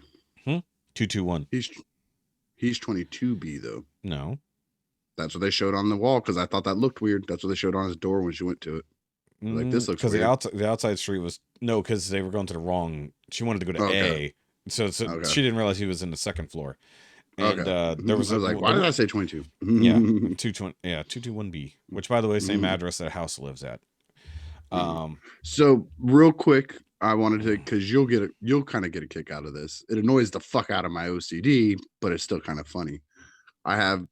I was at Barnes and Nobles, I don't know, a few years ago or whatever, and I saw they had the complete Sherlock Holmes series, and like big old thick, the actual original Conan Doyle series. Sure. And so I picked it up, and I'm looking at it. I'm like, man, this thing's got to be like 400 pages. Like it's no little book at all. Yeah. And I'm like looking at it, and I go, what the fuck? Because I see on the shelf next to it one that says it, but has a different cover. Dude, it literally says, I will take a picture and show you because it makes me laugh and mad at the same time. It says, I got both books because it says The Complete Sherlock Holmes Volume 1 and then Complete Sherlock Holmes Volume 2. I'm like, it's not fucking complete if you got it broken into 2 different fucking volumes. It fucking makes me mad. Yeah. You could say the partial Sherlock Holmes collection, Volume 1 and Volume 2. But when you say complete, it has to have everything or it's not complete. Oh, it's just that they didn't put it into one big fucking book because it would weigh. Which makes it not complete. Which would make it 40 pounds. If you only own Volume 1, you don't have the complete Sherlock Holmes if it stories. said Volume 2. Now, if it said complete and only had a Volume 1 and there was never a Volume 2, then it would make no sense. But the fact that there is a Volume 2 or a Volume 3 or however many volumes are it's not complete if you have one book that says complete. Just because it's not all in there, it's not just because it's split between 2 books doesn't mean it's not complete. Sure it is. If I hand you Volume 2 and you read the cover and it says The Complete Sherlock Holmes, you would think you have everything that's in the Sherlock Holmes stories. Because it says The Complete Sherlock Holmes. But for those who know books, if it says volume, you know there's going to be more than that. And it's not complete. By definition, it's not complete being broken up into multiple books. Do you have do you have both of them? There might be a Volume 3 for all I fucking know. Do you have both volumes? Oh yeah. Then it's complete. But it doesn't say Volume 1 of the collection. The collection is complete. 2. You're an asshole. The volume. You're just such a contrarian. You just argue anything I say. No, because the collection is complete. Says complete. It says complete on each book, and it's not complete inside that book. Complete collection, part 1. No, that's what it says. It's literally what it says. Part 1. No, he's not wrong. That's not the first time. That's not the first collection that I've seen that's kind of like that. And then you're like, well, what happened to this piece or to this story? It's incomplete. It's an oxymoronic statement.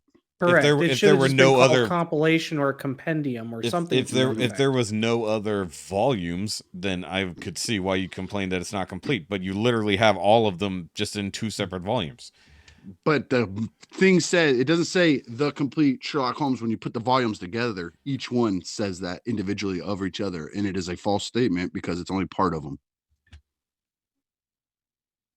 Y'all have weird things, weird ways of reading, because English comics are the same thing. You can have the same thing, the complete collection of all the comics, but it's not every comic that ever existed from this one section. It's just every related comic that goes into this one book to that story arc. You're comparing apples and oranges. No, because that says complete collection, but it's not the complete collection. Called it the wrong thing. Can we just say that they called it the wrong thing? I think it's fine. I mean, that's all I was getting at. I thought it was funny, but I have to be wrong about everything. What I wanted to get at was I don't like what they did with Moriarty in that movie. Oh yeah, that was lame. That was lame. I didn't like that either. Super fucking lame. And I walked into that, and I figured it out too. I called who said that. I did like, if you paid close attention, the backstory, like the real history they were playing on, was actually Jack the Ripper. Yeah, I caught that because it's Sarah Chapman, and they were at the Bells in Whitechapel. Yeah. Like it was just beating around that bush of being Jack the Ripper. Yeah. But I knew that was Sarah Chapman the first time I saw her at the dance. I was like, oh, that's her. Yeah. I mean, the first time they showed the character on screen, I'm like, well, there's your fucking. It's like it's like I know how movies work. Yeah. it's like and it's a Netflix movie, so it's not going to be that great. Now, mind you, the acting was all perfectly fine, and like it was just, and like I said, I like Henry Cavill as Sherlock. Surprisingly, it's just fun. How old is Billy? Whatever her name, Millie Bobby Brown. Yeah, how old is she now? Millie Bobby Brown. I think she's how old? She's 22. I think. Okay, so. I can say it. She is beautiful. Yeah. Like if she was young, I'd say she's going to grow up and be a beautiful woman. But she is a beautiful woman. Yeah, like she's attractive. You don't see it in Stranger Things because she's not made up to look that way. She's actually kind of got a little bit of the oh god, Natalie Portman-ness going on. Like it's not. Yeah, very much so. Keira Knightley, Natalie Portman. It's the like brown her, hair, brown I put eye them all thing. It might be that. It's a just girl next door they're, situation. but they're plain but beautiful at the same time. Yeah. You know, it's hard to nail down like exactly how to is. describe it. But like when she was like made up to go to the dance, I was like, man, like she is pretty. Yeah, like I wasn't like, oh, I'm gonna whip.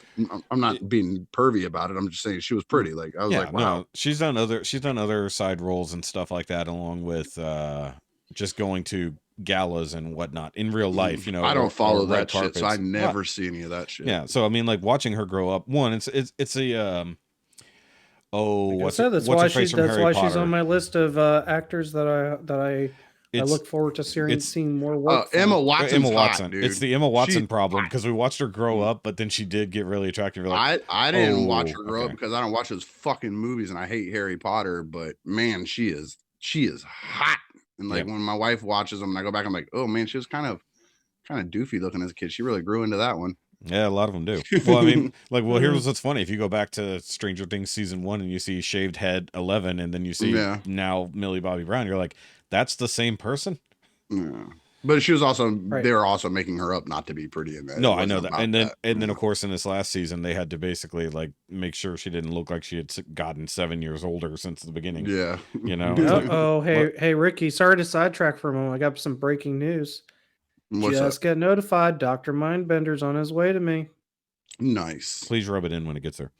Well, I mean, it's not gonna hurt my feelings. I'm not that guy. I mean, but check your email. Most of them get them a lot faster than me because they ship right out of like Pennsylvania and shit like that. So anybody up there in the north gets them way sooner than I do. Anyway. I'm close to Baltimore. It's a port. True. Yep. Sorry. Yep.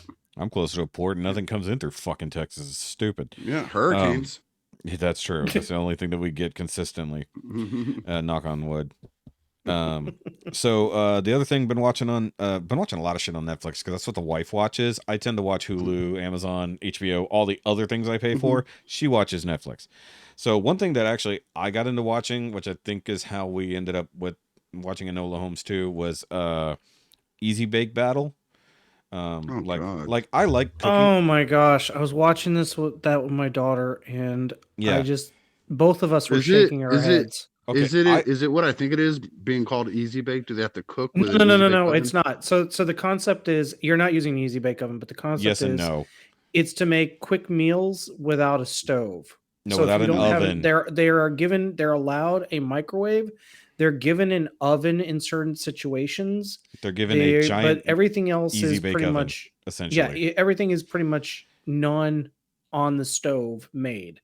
Well, and they pick these individuals that are like the equivalent they're home cooks. They're people, homemakers, right? People. Basically, not to besmirch that, but basically, these folks that are they do all the cooking for their family at home, and they it's like it's literally just upgraded struggle meals. Yeah, and I love it. I love it because I hate cooking shows because I think it takes away some of the but some chefs of the work hard to be chefs. Some of the suggestions they give are like, well, duh, and some of the suggestions they give are, oh my god, why haven't you been investigated for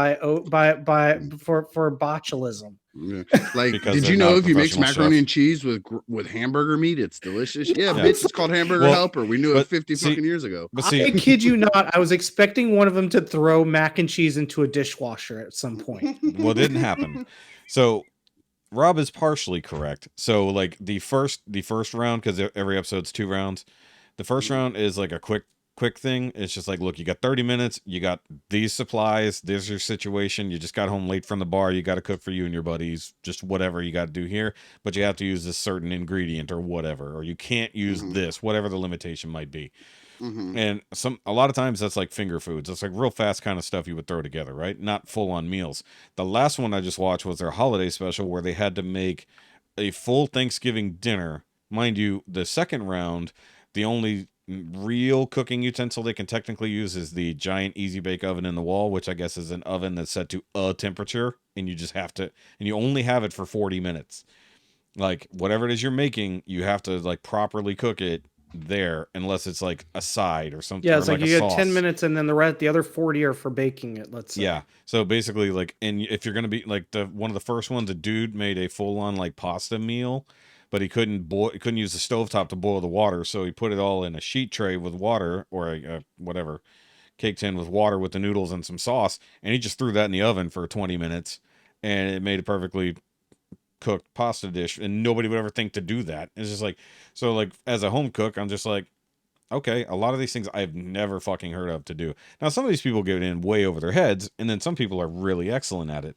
But the cool thing is, it's a progressive show. The winner moves on, like, and goes up against 2 new people next week, and you get more money as you go through. You get 25 grand per win, which is not fucking nothing, you know.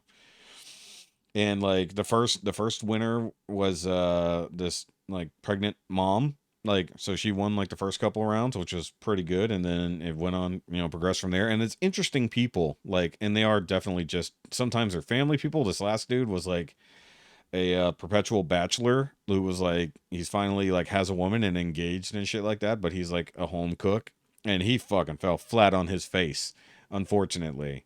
But he was a really cool person. And like, it doesn't have like super professional judges, which is also I'm kind of on board for, like food writers and whatnot. But they're not bringing in like the celebrity chef of the week, you know. So you're not being judged by like Gordon Ramsay or whatever, you know. So it's like, it's just a little more. I watch a lot of these Netflix cooking-ish shows, even though I know like all the real stuff I think is over on Hulu now or on HBO. Right. Just I mean, we watched Great British Bake Off. My daughter in yeah. particular likes these shows, as does, and it gives us something common to watch.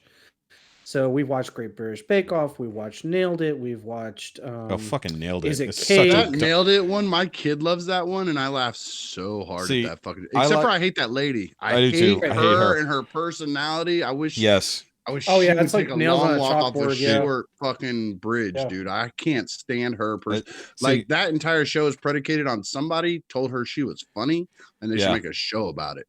And Yeah. she's not funny. She's very obnoxious and annoying. well, it's And like if she wasn't on it, I would love that show. Well, that's like, Is It Cake? That host is just absolutely not funny for the Yeah, I most watched part. some of those. Like when you first told us about Yeah. it, my wife and I watched some. I of like them, I you liked know. Is It Cake? Like, I just I liked the contestants, or disliked the contestants, but like overall, I liked the gimmick of the show.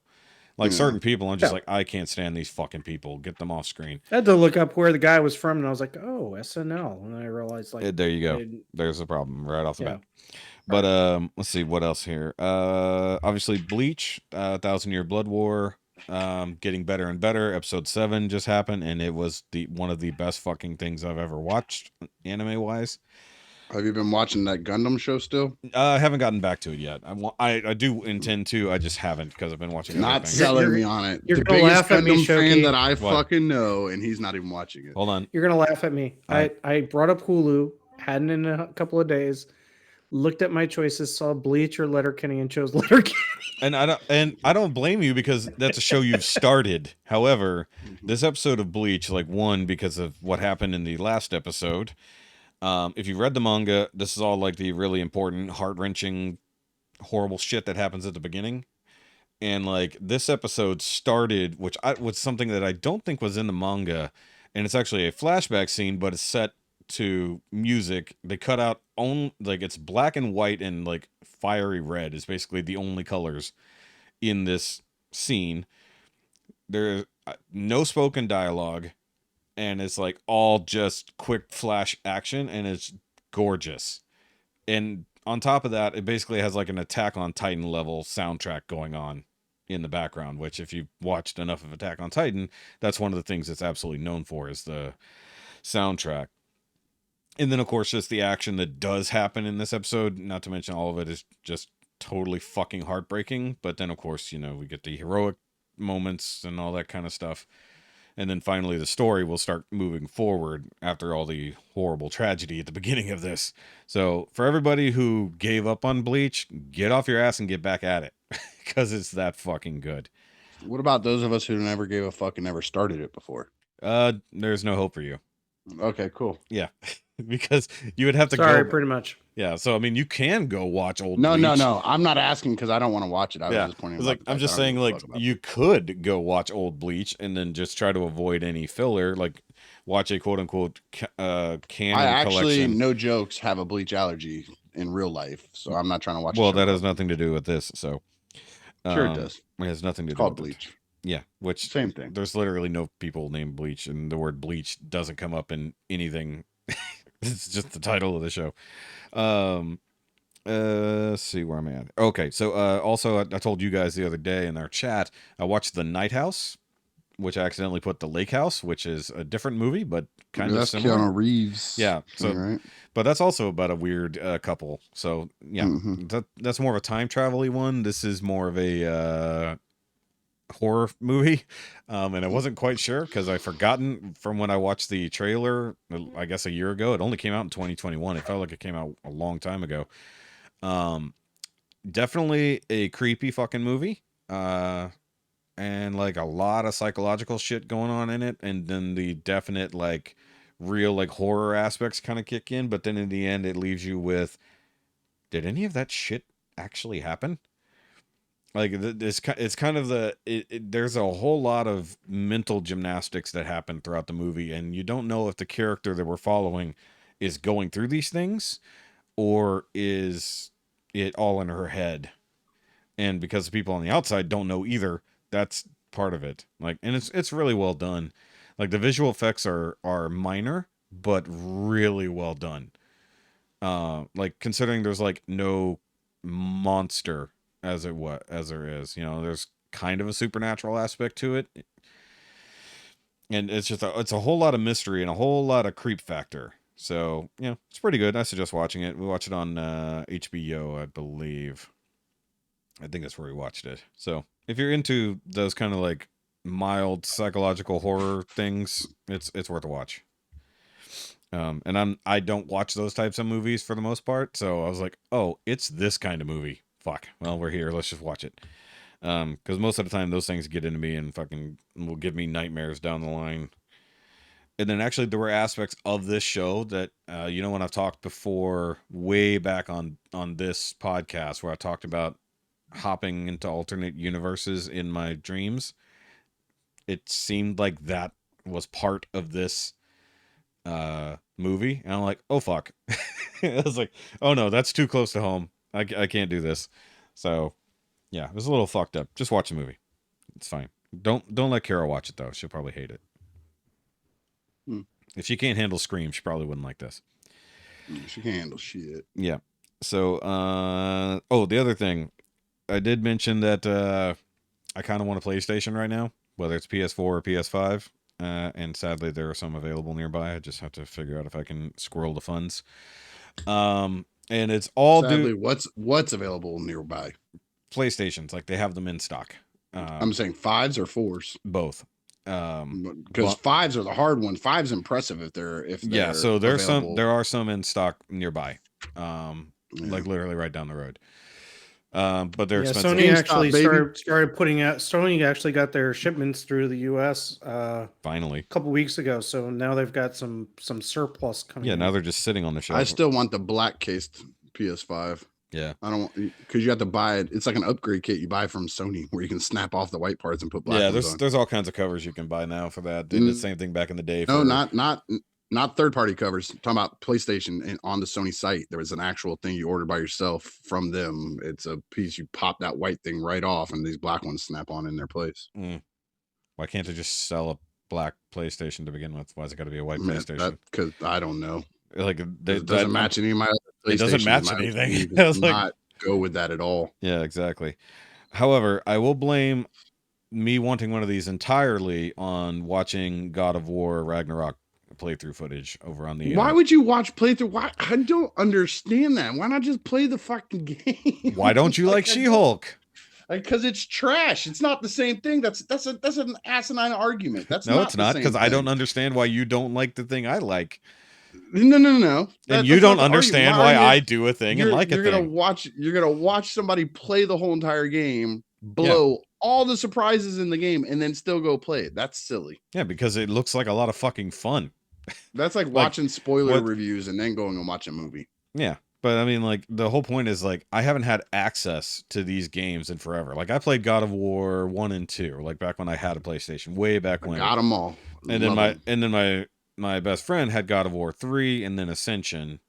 And I don't think he went any further after that, but we didn't hang out as often after that, so I don't know where it went. That was PlayStation I got 3. all the God of Wars. I even have the novelizations of the first 2 games. Like God of War is right up there with Assassin's Creed's in my favorite It's series. especially in the new sequel See, series. mine's So more the originals because I was a big Greek and Roman mythology nerd growing up. I'm big on both. Like, but like the storytelling that Cory Barlog has basically written into this is all fucking fantastic, and like where this new game is going.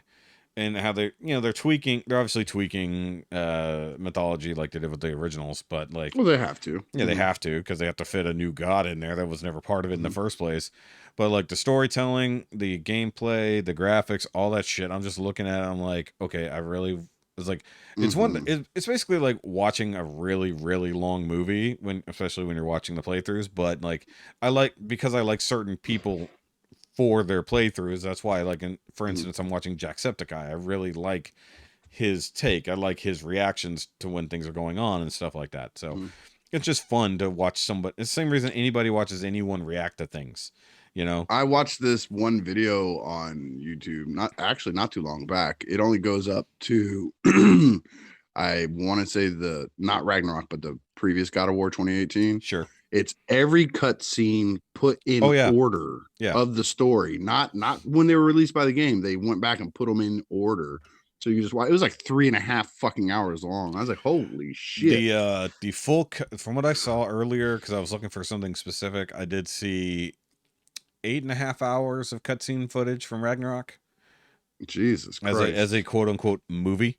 Now, mind you, so much of the story happens not in cutscenes, so it's like you can't cut everything. And yeah, they had some of that in there too, because you're playing while it's happening. Yeah, and also the nearly seamless transition between cutscenes and gameplay. It's not like it used to be. It's not like, oh look, suddenly the cutscene looks like we're watching a fucking movie that was produced, by ILM, and the gameplay looks like ass. Now it's like barely a step above, if at all. It's pretty impressive what they've done. Not to mention no load screens. Like it's like basically you're transitioning between areas is done between, like, in a hallway where your characters are talking, and that was your load screen. It was like, or you pass through a passageway or a portal or whatever, and like they keep it going with either the music or the dialogue or whatever, so you don't care that was technically your load screen. But I always loved, maybe that could be like a weird top 5 we could do, is top 5 favorite load screen activities. Like, you have to go through video game history where a load screen gave you shit to do while your shit was loading, because there was a bunch on the earlier PlayStation games. So on top of that, I got a few things in. I just yesterday got the Batman Spawn crossover comic hardcovers. I've never read those comics. So I read the back in the day one. Yeah. Well, so I have the originals. So the original, like, comics between the two of them, because they're two separate ones. This is the first time they've ever done a combined hardcover. So, it was just cool to have that, and I don't have to fish out my old, single issues. So that's just a cool thing. I do have a buttload of stuff coming in from BBTS, Power Rangers, Transformers, comic books, and Power Rangers hardcover comics. Nerd stuff, because that's, it's Big Bad Toy Store. It is what it is.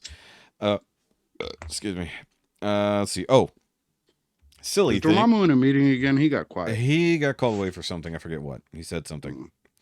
I did get a infrastructure item here in the cave. I got a desk mounted multi-plug thing, because trying to run power to everything on my desk right now with the way everything is set up in here with the displays is actually kind of a pain in the ass.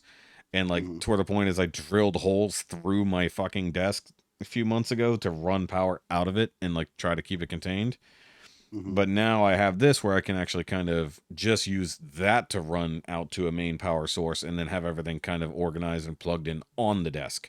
So on top of having the powered USB thing, so now I can run multiple microphones for doing podcasts or live streams. If the wifey wants to join me, it'll be a lot easier in the future. So now I'll have access for power for that, along with all these other things. I just have to kind of reorganize my desk, which is a bit of a mess right now. Speaking of which, I did get another mic stand because it was on sale. And I'm trying to figure out if it was on sale because it wasn't in package or because it was just on sale and they bothered to not put it in packaging. So I ordered the shit on Amazon, right? Along with another Beast Box figure. And so 52 Toys or 52 Toys opened their own Amazon store now, and they were selling some of the more like exclusive stuff that never made it to the US. Like the Chime Long sets and stuff like that, like straight up like Chinese company representation over there. Didn't really come here. So they were having Black Friday sales or thereabouts on their Amazon site. So I went and grabbed one that I've always kind of wanted and, slightly on sale. And where the hell else am I going to get it, right? It's an exclusive. And so I ordered that in the mic stand within the same hour, right? What I didn't expect was them to ship it in the same package somehow. I didn't say combine my stuff and send it on the same day. You know how they normally have that option? I didn't tell them to do that. So my mic stand came completely out of package, just wrapped in bubble wrap, which mind you has like a 2-pound base along with the metal rods and everything else like that. And that smashed the shit out of the other thing that was thrown. It wasn't even in a box. It was in a bubble bag. It was like, what the fuck, Amazon? So I left a pretty poor review for that reason and took pictures of the smashed fucking packaging. Which is just awful. Yeah, I was just like, this is a limited edition item. So if I wanted to have some kind of resale value to it, thanks for fucking ruining that for me, Amazon. I did finally get back to reviewing stuff. I'm only 4 items from being caught up. So that's actually pretty exciting considering I let stuff really pile up over the last like 4 weeks. And like yesterday it was so bad that like we stopped for dinner, right? The wifey came home, I made dinner, and like I'm sitting there, and she's like, "What's wrong with you?" It's like my eyes fucking burn, and like I can't focus on anything. It was like, oh yeah, I was sitting in front of bright ass lights for like 5 hours straight. It's like no wonder my eyes fucking hurt. So we had some nice medicated eye drops we keep around now. I put those in, and like 30 minutes later, I was like, oh, this is what it's like to have normal eyes again. I was like, gotta remember to stop occasionally, put in eye drops, and then get back to work because it just you don't think about it because I'm just staring into the same void essentially, while I'm doing all the talking to myself. And that's one reason actually I switched to the black background for my reviews from the white ones because that used to really fuck with my eyes. To have all the bright lights in there and then be staring into a white void really screws up the rods and cones. So I do have to get back to that, but unfortunately after this, I have to go find some new boots since literally as I was sitting down to do this podcast, the frickin' sole roughly came off of my boots. I already had a hole in it. And it was like, oh, I'll just go ahead and completely fall apart now. Like, thanks. But I think I've had them for like, I don't know, like a year and a half. That's just how beat up that my boots get at work. And I don't even work as much as other employees, as it were. Ugh. That was a weird noise my chair just made. I don't know if y'all heard that. I heard yeah. it. Ugh. No, it was kind of oh. I was like, that was an interesting noise, chair. Thanks for groaning at me like that. Let's see. Anything else? I think that's essentially it. Because none of my other shipments have come in yet. I am waiting on a package from Australia that is in customs in Chicago. Why it flew into Chicago, I'm not sure, but I guess that may be a big international air hub. Yeah, Chicago O'Hare is a huge, yeah. And it's got a customs up there too. They got customs up there. Yeah, that's what I said. It's in customs. So that's where it's at. I was like, it got there last week, and it's just been there a while.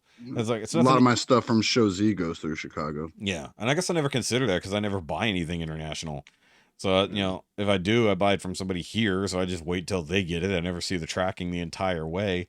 So it's like it took a while to actually get shipped out of Australia, and then it got to the U.S. pretty quickly, but it's just been sitting in O'Hare for I don't know, fucking 4 or 5 days. But I'm excited for when it gets here, and hopefully everything makes it intact. I assume it will, because these guys aren't amateurs when it comes to sending stuff all over the globe.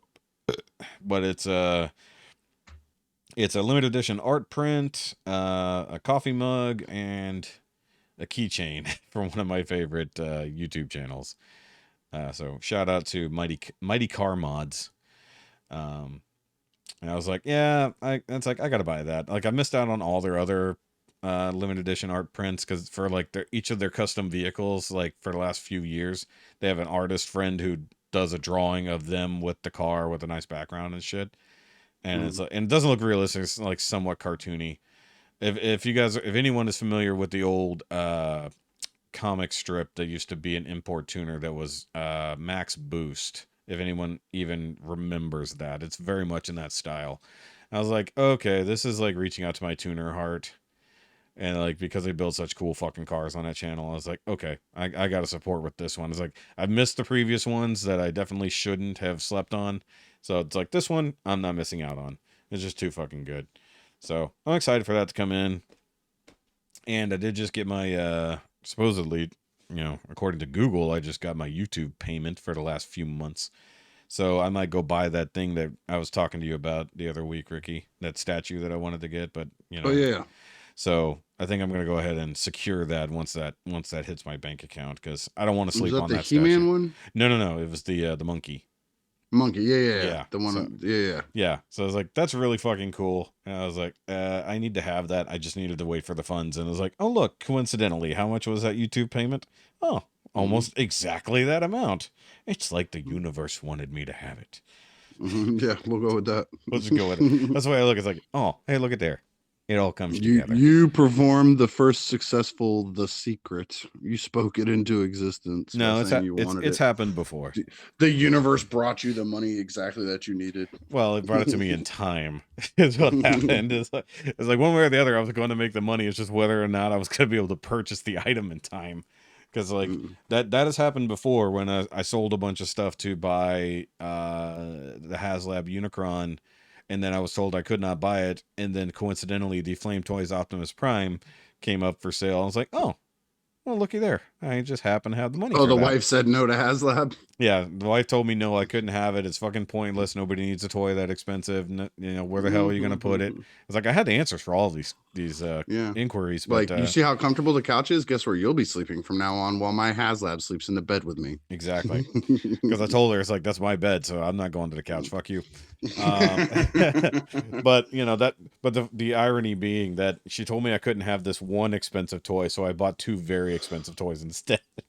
It's like that's how I ended up with the Flame Toys Prime and the Toy World Devi at the same time. Nice. It's like, oh yeah, that actually cost more than Unicron combined, but I made the money, so that was good. Yeah. So that's the way life works sometimes. But that seems like a perfectly reasonable spot to end today's discussion. Considering I need to go. Rob's not here to defend himself. Rob's here. I'm here to defend myself. I'm here. Oh, damn it. I was going to say we should start trashing like, him. Did you not hear him a minute ago? Yeah, but then he muted again, so I thought he had to go back to work. Who knows what he's doing? No, it was just getting loud. I had some barking. Oh, yeah. So it wasn't just me. It was actual barking. See, it was actual barking. Well, because like I told my feet barking. It's tummy o'clock. Oh, nice. Yeah, it is definitely tummy o'clock too, because I'm hungry as well. So, guys, of course, make sure you do the like and subscribe thing if you're following us anywhere else, with Spotify, Apple Music, wherever those things are. Leave us a rating, 5 stars and whatnot, or leave us comments either here on YouTube or wherever it is you're listening. If you have the ability to leave a comment, please do.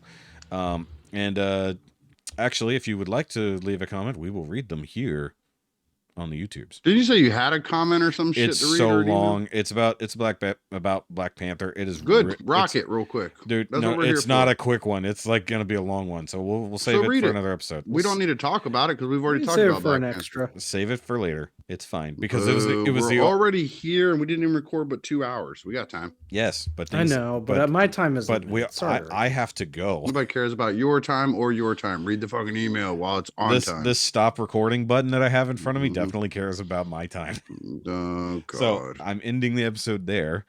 So we will read it later because I was hoping for more comments along those lines and they haven't come in. So if nothing else, other people will do that. Speaking of which, here, we'll just reach out for that. If you guys have seen Black Panther and would love to leave your thoughts about it, please do. And we will read it After this. 6 months from now, after 6 Black months Panther's after already everyone been is out of the movie theater, nobody cares. No, in 43 days or 34 days, whatever it is, whenever it hits Disney Plus, and people will leave our comments then, and we'll revisit it then.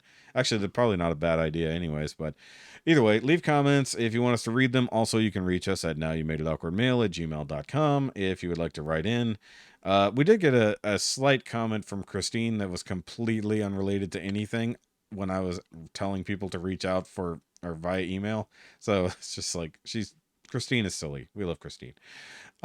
She's often in our chat and always in my live streams.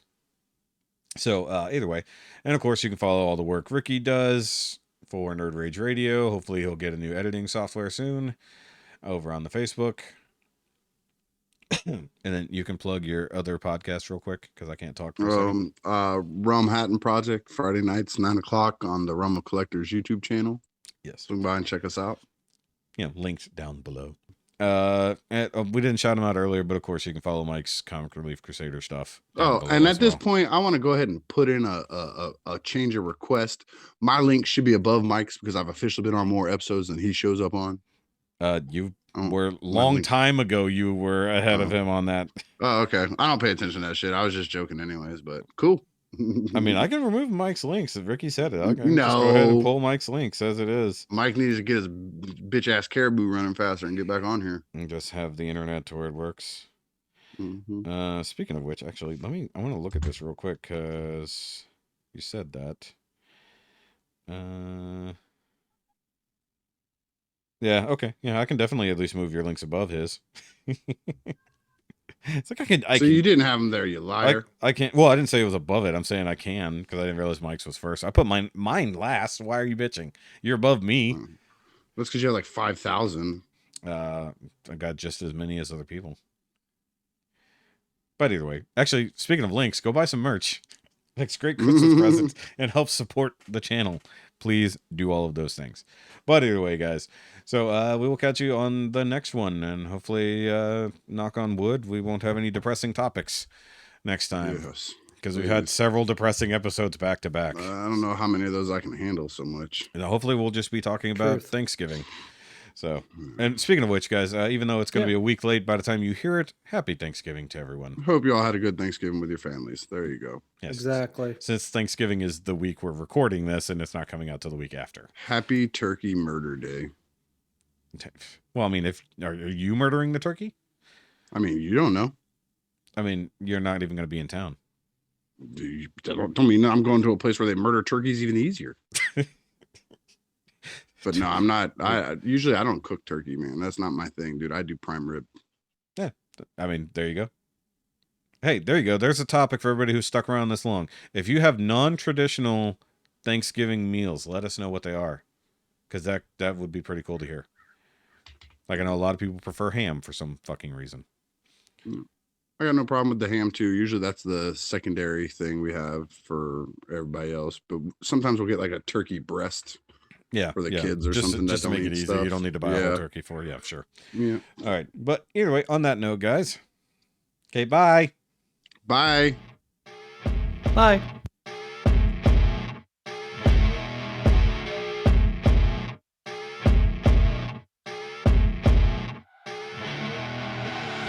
I see her rolling up, Uber black Cadillac, high heel boots and a sexy body full of tats.